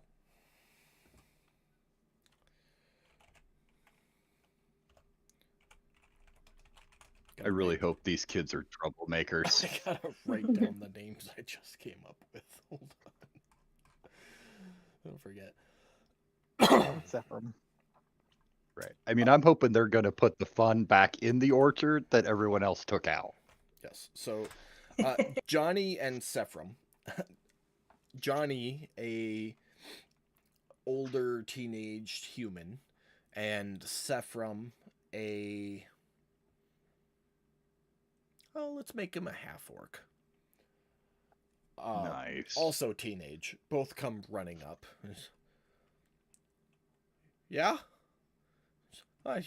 These six were selected for the Covenant Arcanum. Guide them through the orchard to Arcanopolis with all haste. Take them, make sure they get there safe, and then return. Yes, Father. Yes, sir. And they will exit the field to the east side of the road. And whenever you're ready, folks.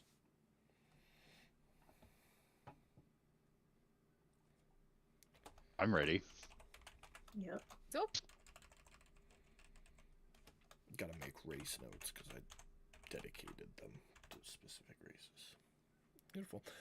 So you all kind of shift course and start heading east.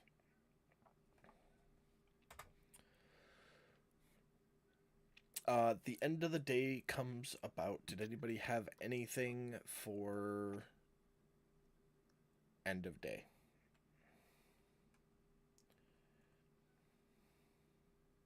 Nope, not other than letting Spud graze. If No, it's nothing available. out of use over here.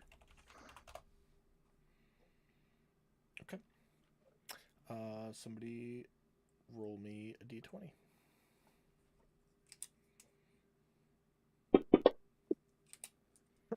You know what? I'm done. I'm not doing anything anymore. Doesn't mean it's a I'm bad done. thing. Your first day of travel is a calm day.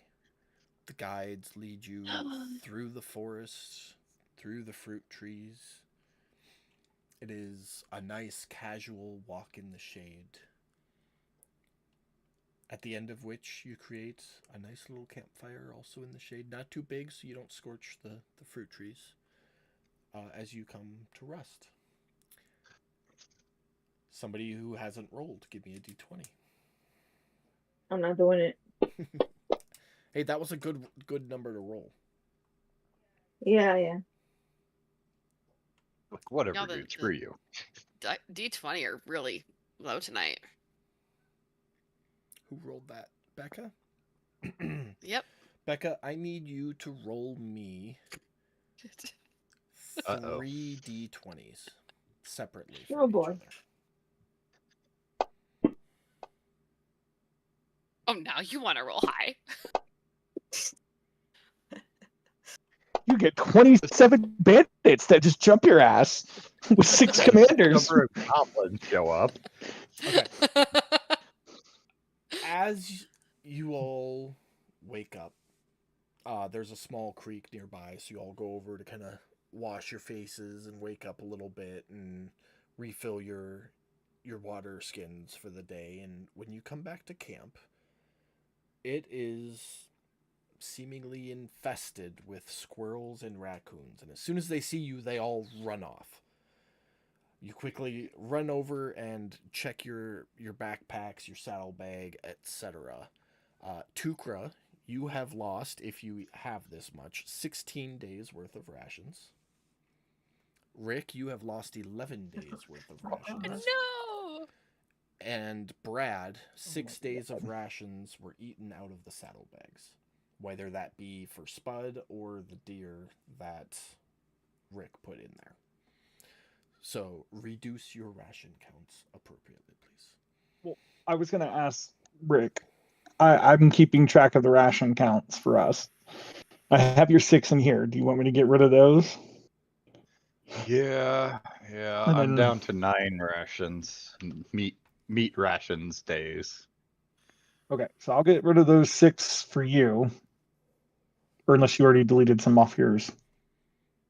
I took no, I didn't put any of those 6 on. These are separate. So the 11 Rick has to subtract comes out of his backpack. The 6 you're subtracting is out of Spud's saddlebag. Gotcha.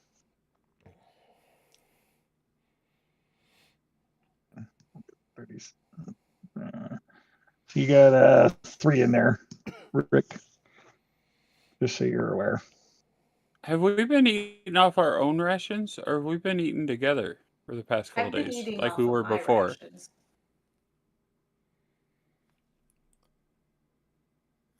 That's something we forgot to discuss every night. Because before, when we were traveling, you guys were hunting and foraging and throwing it all together for everybody to eat. So we didn't need to worry about rations. Since we set out this time around, I kind of thought we were doing the same thing. Oh, I've just been. Yeah, I kind of assumed we were just Yeah. having stew every night. I mean, I've just been Oh, I eating just- I mine, figured- I but figured- going forward, since we just took a huge fucking hit to our rations. I mean, fuck yeah, we're gonna be hunting every night. I'm gonna go hunt them fucking squirrels right now. If we haven't been hunting and foraging and throwing it all into a pot and eating it, then obviously we've been eating off our own rations, and I need to start subtracting rations. It's been 5 days, Not. just so far. Right. So the question I'm asking is, do I need to subtract 5 days worth of rations off my inventory, or No, I think we would have been all eating Because- together. okay, and if that's the case, then wouldn't some of that stuff have been used up? I've been taking the rations I'm out of my rations. That's what I've been doing. for I'm myself, just gonna unless we. reset my Whether- meat All right, then I'm rations just to okay. I'm just 0. Whether you eat alone or together, everybody should be subtracting one It doesn't ration matter per day. 'cause- per day. Oh, okay. unless what I've been somebody's doing. subtracting more. The big thing on it the covers. last trip was when Tukra had a really good forage and Rick had a really good hunt simultaneously, they would create a meal for everybody out of that, and then the remaining was the rations they were adding to their inventory, so nobody had to mark anything for that day. Okay. So everybody should that's have the subtracted 5 rations so far. Okay, if that's the case, I kind of need to retcon buying some rations while we were back in town then, Okay. because I only have 1 ration left after That's after those subtracting 5 days. Yes. Well, I tell you what, I'll loan you 10 rations because I still had 20 of just my normal rations because I just been Rick using would meat like to go rations. hungry. Yeah, so I'll just mark myself down to 10. You give yourself 5 extra, and then when we get to a city, you can repay me. Does anybody else need any? Okay. Rations are standard Well, cost, I'm gonna 5 have to silver per, so a goal to give you 2 rations. So I would like to throw this out there to everybody that since we have Spud, you are more than welcome to put your rations in with Spud. I don't have a problem with that. If you want to put some in there and keep some on yourself, that's cool too. I know rations create weight, and weight slows us down. That's the whole reason I got Spud. Jacob's just remembering playing Oregon Trail when all your food's in that one wagon that gets washed away down the river. Away. Yep. Well, ideally, like that's why I try to keep some on you and then keep some with Spud. But ideally, Did you guys, hopefully, I would like guys to not know have they- Spud washed away. I spent money on this. Did you guys know they remade Oregon Trail and you can buy it on Steam? Yep, I did. I actually have it on Oh, no Nintendo shit. Switch. You can buy Dysentery all over again? Yeah, I have it on Steam. By the way, I sent you guys Huh. that link the other day. My uncle works at the Chimney Rock Visitor Center in Nebraska, and that link is to a webinar he's giving about what it was like traveling on the Oregon Trail in winter. Little lecture thing. I don't know if anybody's a nerd buff or cares, but it's there if you're interested. So I've been to Chimney Rock. It's really cool there. it is. It's really cool when your uncle works there and he unlocks the door to just let you run around and there's nobody else there. It's so much fun. That'd be pretty cool. Never got that treatment, but yeah, that would be awesome. Well, if you ever go and you see, but he kind of looks like me. That's my uncle. His name is Lauren. We call him Corky. I don't know why. Corky. He's just always been Corky. That's funny. I gotta ask my mom that one. Anyways, Kilron would look at Cal and say, "Thank you for the offer, but Keekmet taught me to never put all my amulets in one safe because it's not safe. So thank you anyway." So all right. The rest of the day's travel goes off without any issues. Bringing us to the end of day 6. Anybody got anything for evening time? Yeah, are there Yeah. any like half rotten fruits around that I can scrounge a meal out of? Should I even look? I am So, putting up a shitload of snares. do you, Squirrel and rabbit size snares. do you have the stuff to make snares? Yes, because I've done it before. But like in your inventory, do you have snare material? I don't think you do. You do not, my friend. what do you need for snares? Wire. Oh, Saphira, are you doing the same as Tukra? Oh, no. See, I have hempen rope, 50 feet, thin gauge for snares. Do you? 2 of them. Yeah. Yeah, because you made me get that so I could make snares. Oh, yeah, look at that. Oh, I was looking at Cal's inventory. That was the problem. That's funny. Okay, so yeah, you got 50 And feet. Go ahead, Becca. yes, I would have been doing the same thing. I would have been looking Okay. for not just for fruit, but for any sort of nuts, foraging, Bugs. ration material. Okay, beautiful. 25, Uh, finally. Tubers. So Tukra and Saphira, as you two are like walking around, looking at the ground, picking up the rotten apples and peaches and pears, and like sniffing them to see if they're any good, Johnny will notice you and go, "You can just pick some good ones off the tree. Just don't take more than what you need. There's always an abundance. Don't worry about it." Thank you. Yeah, no problem. People here are. Thanks, that's kind. nice. Now that you have permission, and you will continue to do that, it is a half ration per day while in the orchard per person. That's 3 rations. Why is it a half ration if you can just eat fruit? Because you still need protein and carbs. Like it's not a well balanced diet. I mean, I'll try to back us some squirrels. Because if I said I mean, it was fuck a them full squirrels. if it was a full ration, it would make it too easy. That's why. That's fair. Well, then I'd continue to like dig for bugs and stuff too. Okay, yeah, definitely find Ain't some nothing good like- some good maggots for protein. Make a nice creepy Right. curly fruit soup applesauce. I don't know. Listen, man, I'm a turtle. Like it's maggots. Sounds good. Anybody else got anything before you go to bed? If there's any squirrels around that I can shoot, little fuckers trying to steal my food. Make a perception check. Should say rodents or something. But hold on. Up it.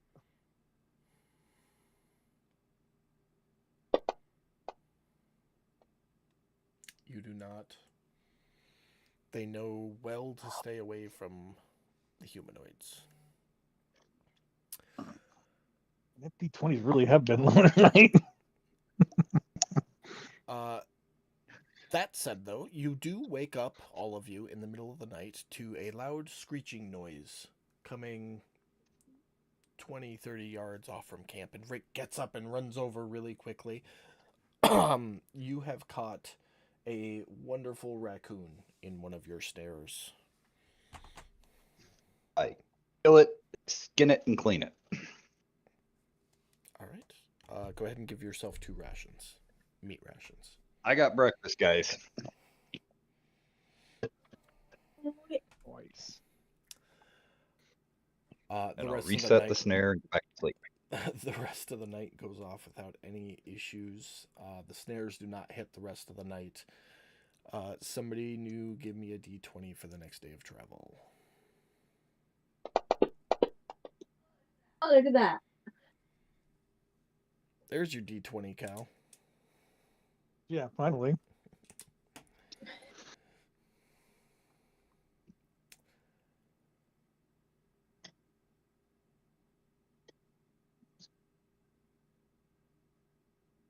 Beautiful. About midday, you're walking, and Johnny and Sephrin go, well, if we keep on this way, we're going to get to the coast. But if we cut through Old Man Gregor's field here, it takes a whole half a day off the travel. I mean, it's not Yes, illegal Old to Man. cut through his field, but he's an old temperamental son of a bitch, you know? That sounds like a good enough reason to do it. I mean, I guess we're I don't know how I feel about just trudging through other people's stuff without their permission. I mean, it's I only mean, a half day. Well, he grows corn, sounds so like the world's it's not like different. he's gonna be able to see you unless we stumble upon him. But he's also old. He doesn't go too far from his hut.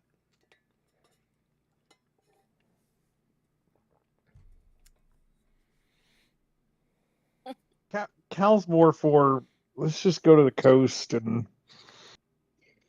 it's a half day. I mean, I just don't feel right trudging through an old man's. I'm up for going around. But then we don't have It's to go not to the really farmer's any farm. skin off of my shell to go around. Okay. You all continue on as you were. That night, you set camp on the coast of this inner lake, which I forgot to name. I'm sorry. I will come up with a name by next week. I'm not going to do it right this second. You can see the Isle of the Ancients covered. Tunod Lake. What? It looks like a donut. So Tunod backwards. See, Yeah, I there you was go. I was thinking, I was like, don't say Donut Lake. Don't say it. Don't say it. Don't say Bagel Lake.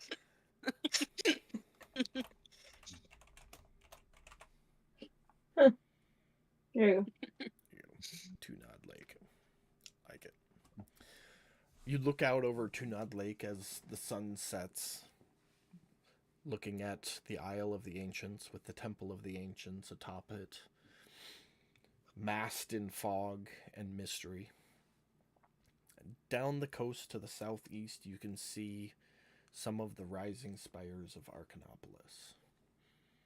About a day and a half's journey from where you currently sit. Does anybody have anything for the evening? I think I'll sit and meditate at the edge of the lake there.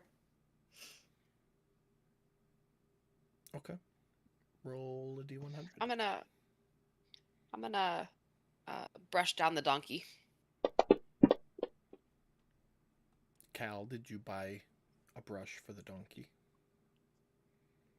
He did say that he sold me all of the tack needed. The only thing he didn't sell me was a saddle. Okay.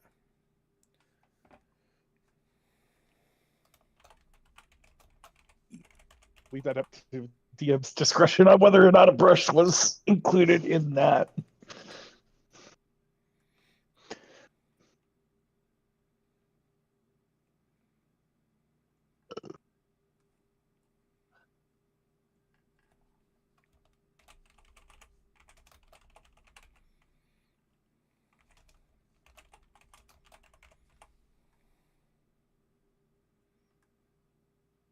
No, Brad, your mic has not gotten out. No, I was just adding the tack supplies to your saddlebag. It will include a brush, rein, and a lead rope. And that is in there. I am going to use one of my hempen ropes, thin gauge, and the large construction nail stakes I have to make a what do you call it? Like the line you anchor it into the bank and then throw it out, and it's got a bunch of hooks in it, and it just kind of floats there, and you check it in the morning, see how many fish you caught. A drift line? Yeah. Yeah, basically that's what I'm gonna do. Okay. And I'm gonna use the raccoon meat for bait. Sounds good. Roll a survival check for me.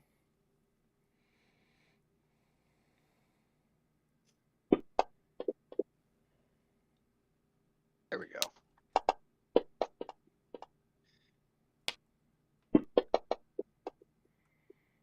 Okay. Come morning, you go to check your line. There are 5 fish on it, each worth 1 meat ration. Good sized 2 good-sized trouts, a salmon, and some bass. Good eatings. I might fish in the morning too, just with my net, how I normally fish. Okay. Sorry, did you say with your net or with your nut? It sounded like nut. Okay, it wasn't just me then. Go ahead and do a survival check Like, as well. You Tukra. just like squat there and make them dance, or Oh my gosh. Oh, I'm sorry, Tukra, because of your background and what you're doing with advantage. Oh, okay. Just want me to roll it I- another. Yeah. Would have offered to help Tukra with the fishing since I helped her last time. Okay. Now you rolled a nature check, so are you foregoing that? 'Cause I was it's like a also 100. looking for seashells. Oh, you don't need a Sure. check for that. There's seashells. You find 3, 4. Okay, I'd gather them. Okay. Tukra, you managed to get 1 fish in your net toss. Woo! One more day in the food. supper is gonna be good tonight. Anybody else have anything?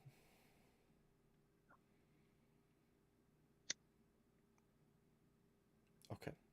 You set out for the day. Somebody give me a d20.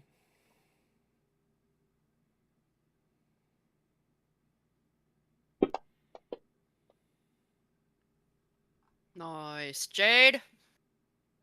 Let's see. Oh, Oh no.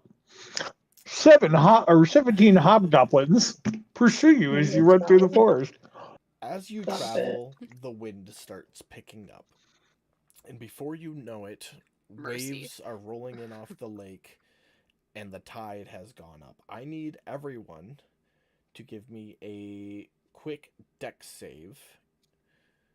I will roll for Spud. What a job. Could you roll for me? I'm using the little beast tamer's room. Yeah, I got you. How the hell do you Nice get a knowing you 0? guys. 'Cause -2 on dex for Tukra. Yep. I'm strong. I'm not dexterous. You know what? I'm gonna burn my inspiration on that. I'm contemplating it. So that was not a good roll. And I'm worried about Spud. Yeah, I'll use it. I feel more confident now. Better. Hey, you both got it. That's decent. Rick, you rolled a 16, Sheldon rolled a 10, and Spud rolled a 9.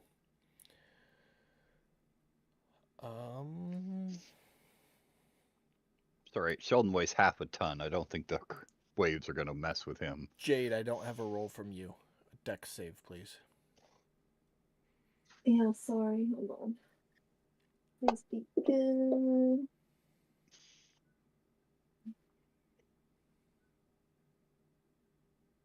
Is Jade just always flying, like just flying above the ground? I hope No, so. not That's really. how I imagine it. That's kind of Sometimes. what I was curious about that, just thinking about that. Now that your wings are healed, are you like, fuck it, I'm not touching the ground again? No, not necessarily. Like when we're eating or like just chilling and talking and discussing like game plan or whatever we're gonna do for the day, I sit. I'm there like a little bug, and then when we start walking or whatever, then I do my flying and one. But That since makes she's sense. flying on shoes. while we're going, would she get advantage on this since she's already in the air? If she was flying, she wouldn't have to roll at all. But she did just declare that she's not always flying. So I'm not always flying. Yeah. Right, but aren't we traveling right at the moment? yeah, Then if we're traveling, I Did will this be happen like? flying. Is this like still breakfast time or like during the no, travel? you guys are walking. Oh, wait a minute. Okay, wait a so minute, she would be Jeremy. flying at this point then. Jeremy, wait a minute though. That's a catch-22, because if she was flying, she would be above the waves. But the DM also Right. stated that the winds picked up. True. That's Yep. causing the waves. Thank you, Mike. And if Yeah. she's Okay. flying, For helping Good me, point, you get right, an fair. inspiration. hey, For being a co-DM for a brief moment. I'm waiting for Jade to go flying away at this point. Like, Well, with a 21, not that I want her to, but with a 21, I need a save, not a check, Jade. Right side of the screen. Oh, what did I do? Oops. Well, I got a 12. Still a There you go. 17. You're still good. Okay. So Tukra, Cal, Spud, and Sheldon. You guys get wrapped up in the wave. Sheldon, being heavy, sinks down into Well- the sand. Go ahead. Cal re-rolled a 23. Oh, Cal did. Okay, yep, Cal, you were able to get out of the way. So Tukra, Spud, and Sheldon get caught up in the wave, rolled and wrapped around. Luckily, Sheldon can burrow, so you don't have to worry about him being sunk into the sand. He digs his way out, no issues. Spud struggles a bit, Tukra struggles a bit, but you guys are ultimately okay. However, Brad, I need you to roll me 2d20. And Katie, do you have any rations? Your quantity is empty. Well, I have the one fish that I caught this morning. Okay, so Just fortunately waterproof. nothing to worry there. Cal, 21 of the rations in Spud's saddlebag are ruined.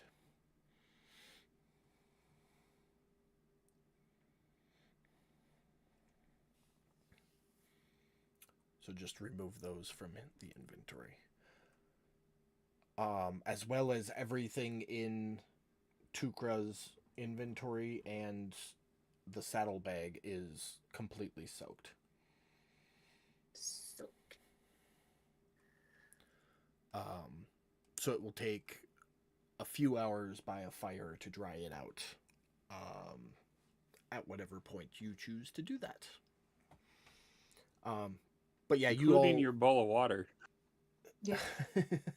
you all collect yourselves after being wrapped up in the wave. Tukra, everything is soaked. Cal, you're like looking through the saddlebag. You notice that some of the rations are fucked, and everything else that was in the saddlebag is soaked. And action.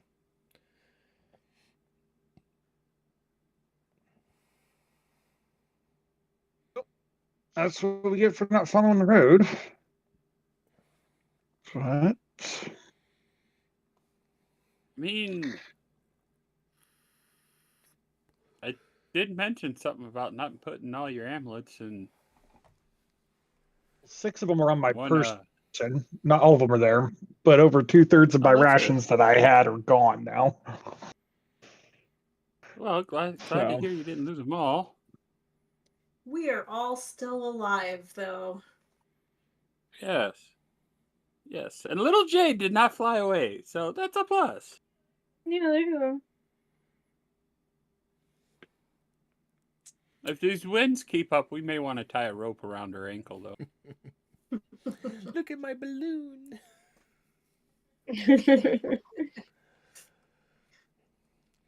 Brad, make sure you just take that 21 rations off. Yeah, I took them off. You did? Okay. Yep. Yeah. It slows you down a little bit, but the rest of the day goes off without any worries.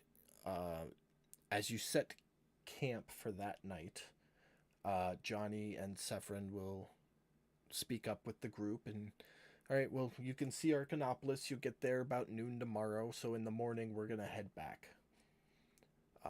Unless you need us for anything else.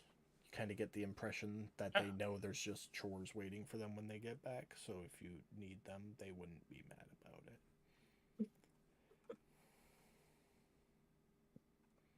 No, appreciate all your help, boys.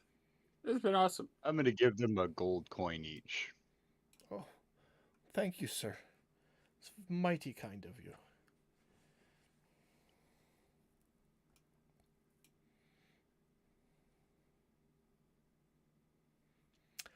Anybody else have anything for the evening? I would be building a fire and drying my stuff. Okay.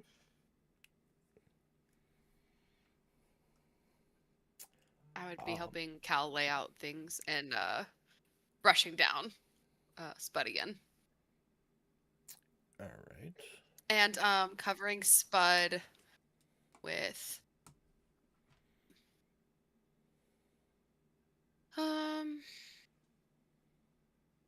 let's see here. Does the bedroll, does it like, it's not like a cushion, right? But it's kind of like a cloth. A bedroll, it's more like a sleeping bag. But it's Can I undo it to make it bigger? Yeah. Yeah, it's like I'm gonna use it to cover Spud up so Spud doesn't get cold. it's like furred leather, if that makes sense. But it's a roll, so you'd lay it out, and you could sleep on it, or you can kind of wrap it over you like a sleeping bag sort of thing.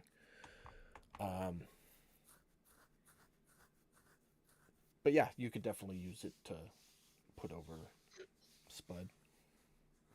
Yeah. Yeah. Okay. Anybody else got anything? Are we still on the water? Along the coast, yeah. Okay. You have guides, I'll so you're in a fish safe location. You don't have to worry about the tide coming in. But yeah. Oh, not worried about tide. I'd just go. I'd fish. Okay. Go ahead and do another survival check with your net, I'm assuming. Beautiful. Yes. You pull in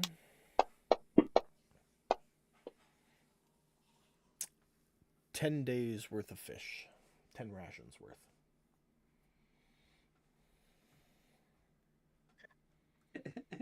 And a merman. What are you doing? Throw that one back. Anybody else have anything? That was my Uncle Gerb.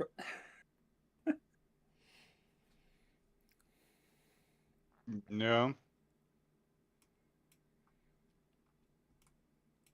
All right. Morning arrives. Johnny. Go ahead.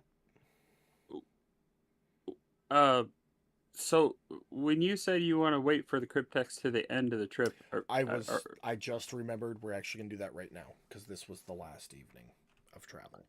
So I need 9 D100s from you.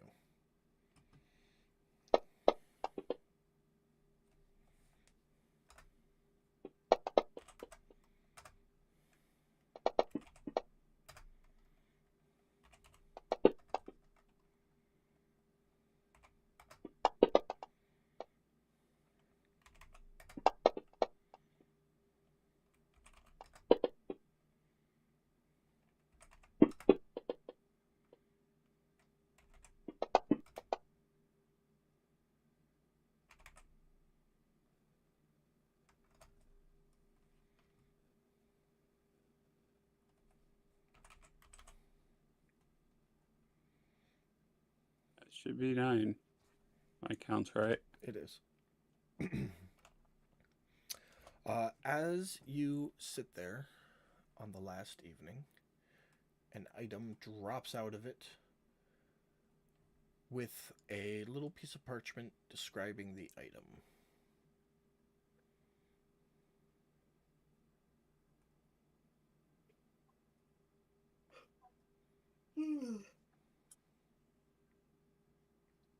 Just to clarify, that item is for a companion. I know it kind of made me go cross-eyed when I looked at it. I guess if you look at the rarity, that would make sense. Yeah. Interesting.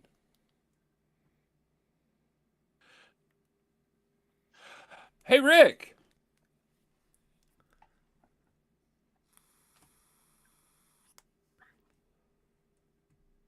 Earth to Rick. I'm sorry, what? I said, Kilron says, "Hey, Rick," as we're sitting around Oh. Sorry, my wife was saying something to me. Yeah, what's up, Kilron? and I tossed something at you. It's in the party sheet.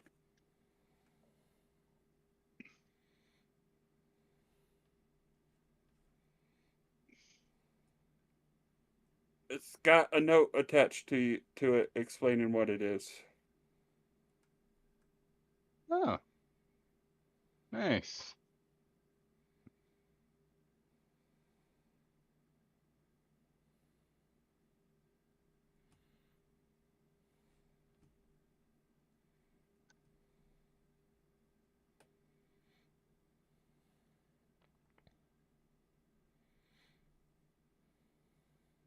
So I gotta be getting close to the end of this thing. Pretty sure. You are at 2,177. Out of 3,000. So yeah. 3,000 some change. Yeah. Yeah. So. Yeah. So. Rick, were you gonna give that to Sheldon right away and have him attune to it? Yeah. Okay, I'll transfer Yeah. it for you. Yeah, because I about had a stroke trying to read that. Basically, I wanna know. so when you look at it, it's just like a little carving of a bear, and it's got a sturdy rope necklace, and you walk over, and it's like humanoid sized necklace, and when you go over to put it on Sheldon, the rope magically stretches and allows him to wear it. And as soon as it goes on him, the bear changes to the shape of a boulette. And what this does, since he'll attune to it tonight, is every time he completes a long rest, he gets 5 temporary hit points. And that's it. So every day when right. he wakes up, he gets 5 temporary hit points. What throws me though is the totem changes shape to the companion of the animal. So doesn't it turn into a human? Oh yeah, it turns into you. It's a little carving of you. Aw. I love that. Sorry, I misread it. I told you it made me look cross-eyed. Yeah, it did. Yeah. I sat there for a while like I don't understand what's happening anymore. Nope, you are absolutely right. So yeah, every time Sheldon takes a long rest, he gets 5 temporary hit points. For as long as he's attuned to that item. Nice. That's pretty neat. There's 3,125 possible combinations, by the way. Yeah. Since I looked. I'm at 2,100. So I mean, I got like roughly 1,000 more to go. You're doing all right. And You're pulling averaging 60s. like 1,000 a week, so. Yeah. Well, not quite, but because I think you all been on the road for like a month just by itself.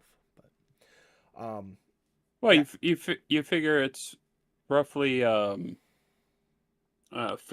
been averaging 50 to 75 a roll, so give or take, yeah. So you only got 3 left.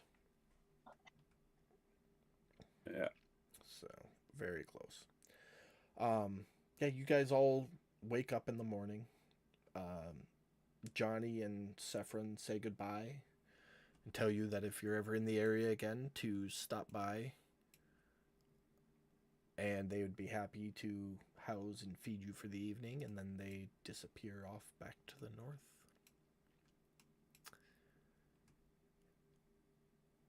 Nice lads. You spend about half the day walking. That's about it. Before approaching the gates of Archenopolis, and as you approach,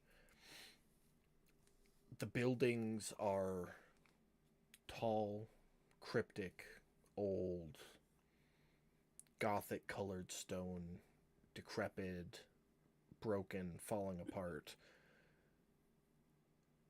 Does not look well kept, does not look lived in. You don't see or hear anybody as you approach.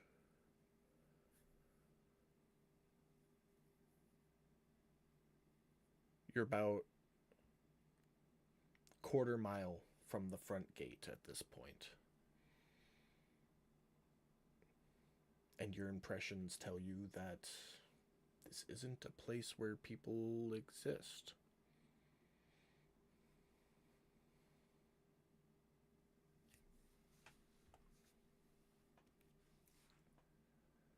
It's in a place where Interesting. live people exist.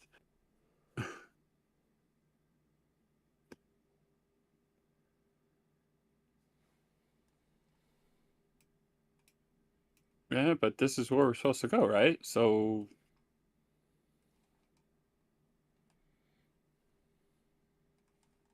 Kilron's just gonna kind of walk right on in. Yeah, nobody ever said it. It had to look a certain way. Right? I was told to go here. This is where I'm going. You all continue up the path. The old, worn down buildings rising up above you as you approach the main gate from the southeast. You come up to the main archways to the city. Just beyond them, you can see more of the same. The road is, or the ground is unkept. Everything's falling apart. You don't see any sign of life at all within the walls. And when you take that first step through the archways, the veil that was covering the city is pulled back from your eyes, and you see a well-kept, polished city. People moving about, everyone with a purpose, a direction, going somewhere specific. In front of you, a large hall with statues of heroes prior. Beyond, a dock with a ship, sails furled, waiting.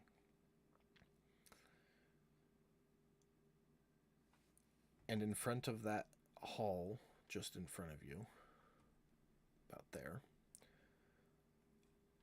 a group of individuals stands, waiting. The only people not actively doing something.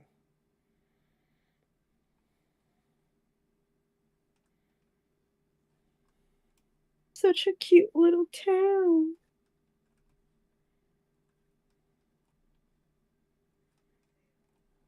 I say that out loud. Well, I mean that's one way to keep the riffraff out. Not a bad idea. So go find some people and figure out where we're supposed to be, because they said this is where we're going to come. I don't remember the details to anything other than we need to go here. So Is that group of people Ooh. close enough to see if they have hand The sigil? symbols? Yeah. Make a perception check.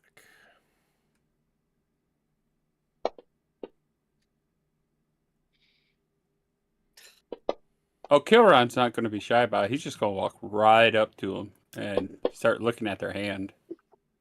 Well, I mean, this is before we're like as we're still Yeah. coming up. That's what I'm looking.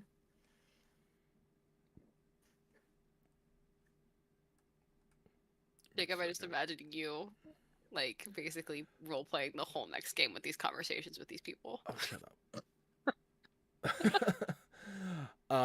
Yes, they all have, this cluster all has the mark.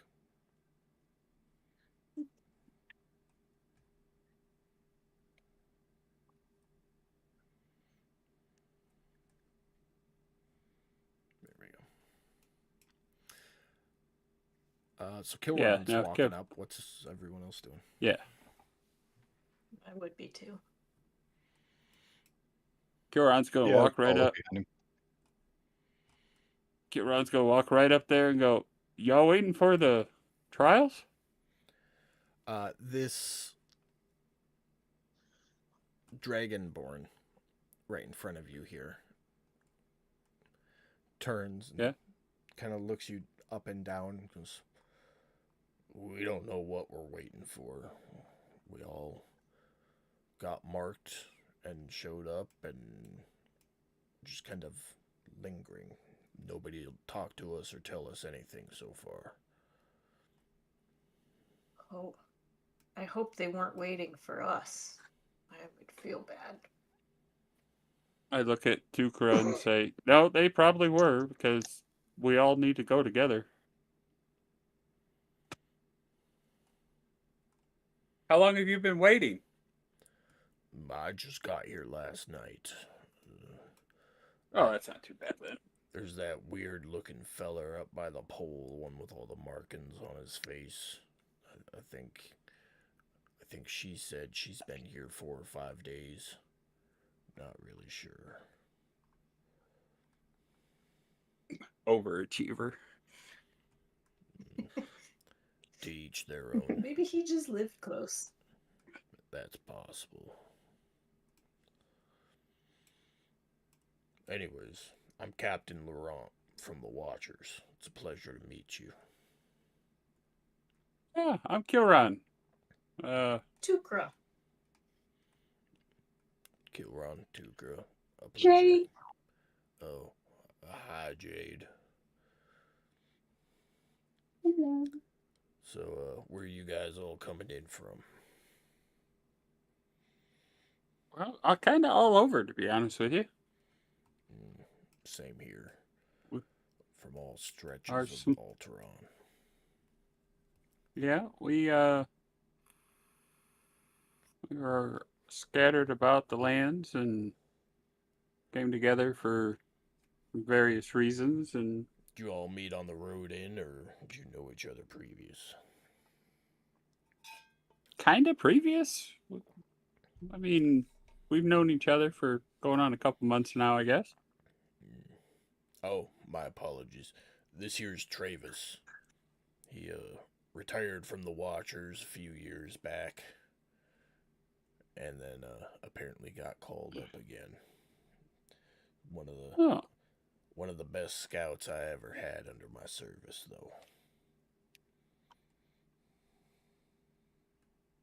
hey, Cal, there's some of your people up here. Why don't you come up and say hi?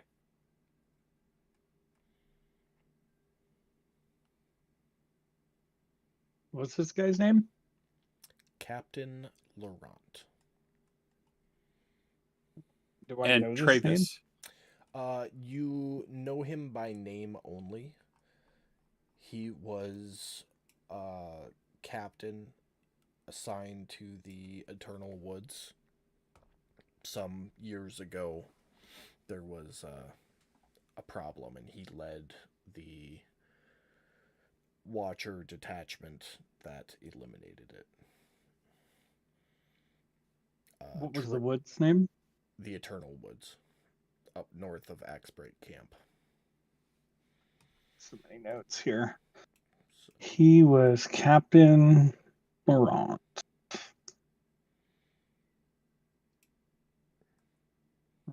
And Travis The is wo- the one on the right Travis is the one or to the left? to his right, left on the screen. Yeah. That's Captain Laurent, the Dragonborn. Sorry, what was the name of the woods again? One more time. Eternal Woods. Woods. Okay. It's on the map. I'm sorry, did you say dragon porn? No, I said Dragonborn. Born, okay. What you got on your mind there, buddy? Apparently dragon porn. I mean, after Tukra fishing with her nut, Yeah, you know. got me thinking reptilian things, and it's only one way to go from there, and it's down, straight down. But as you kind of look through this this cluster of What? individuals. You talking to me? Okay. No, sorry. As you look through this cluster of individuals, you can see that it is people from all walks of life.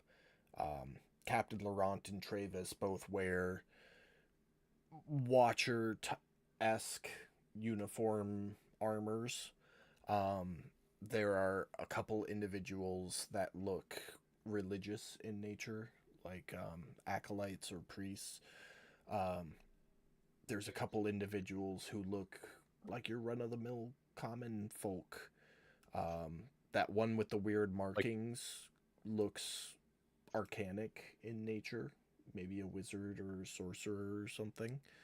And there's one standing off by a statue that's actually an 8-year-old little girl. So it's very every walk of life possible in this little cluster. And everybody's kind of stopped and looked at you as you're walking in here, and that is where we will end tonight's session. I have decided I will die for that 8-year-old girl. I don't know who she is, what's up about her, but I will die for her. Fair enough. Thanks everybody for coming to watch the stream and enjoying some Dungeons and Dragons with us. We'll be back here next week on our venture into the Covenant Arcana mark. Goodbye, everybody.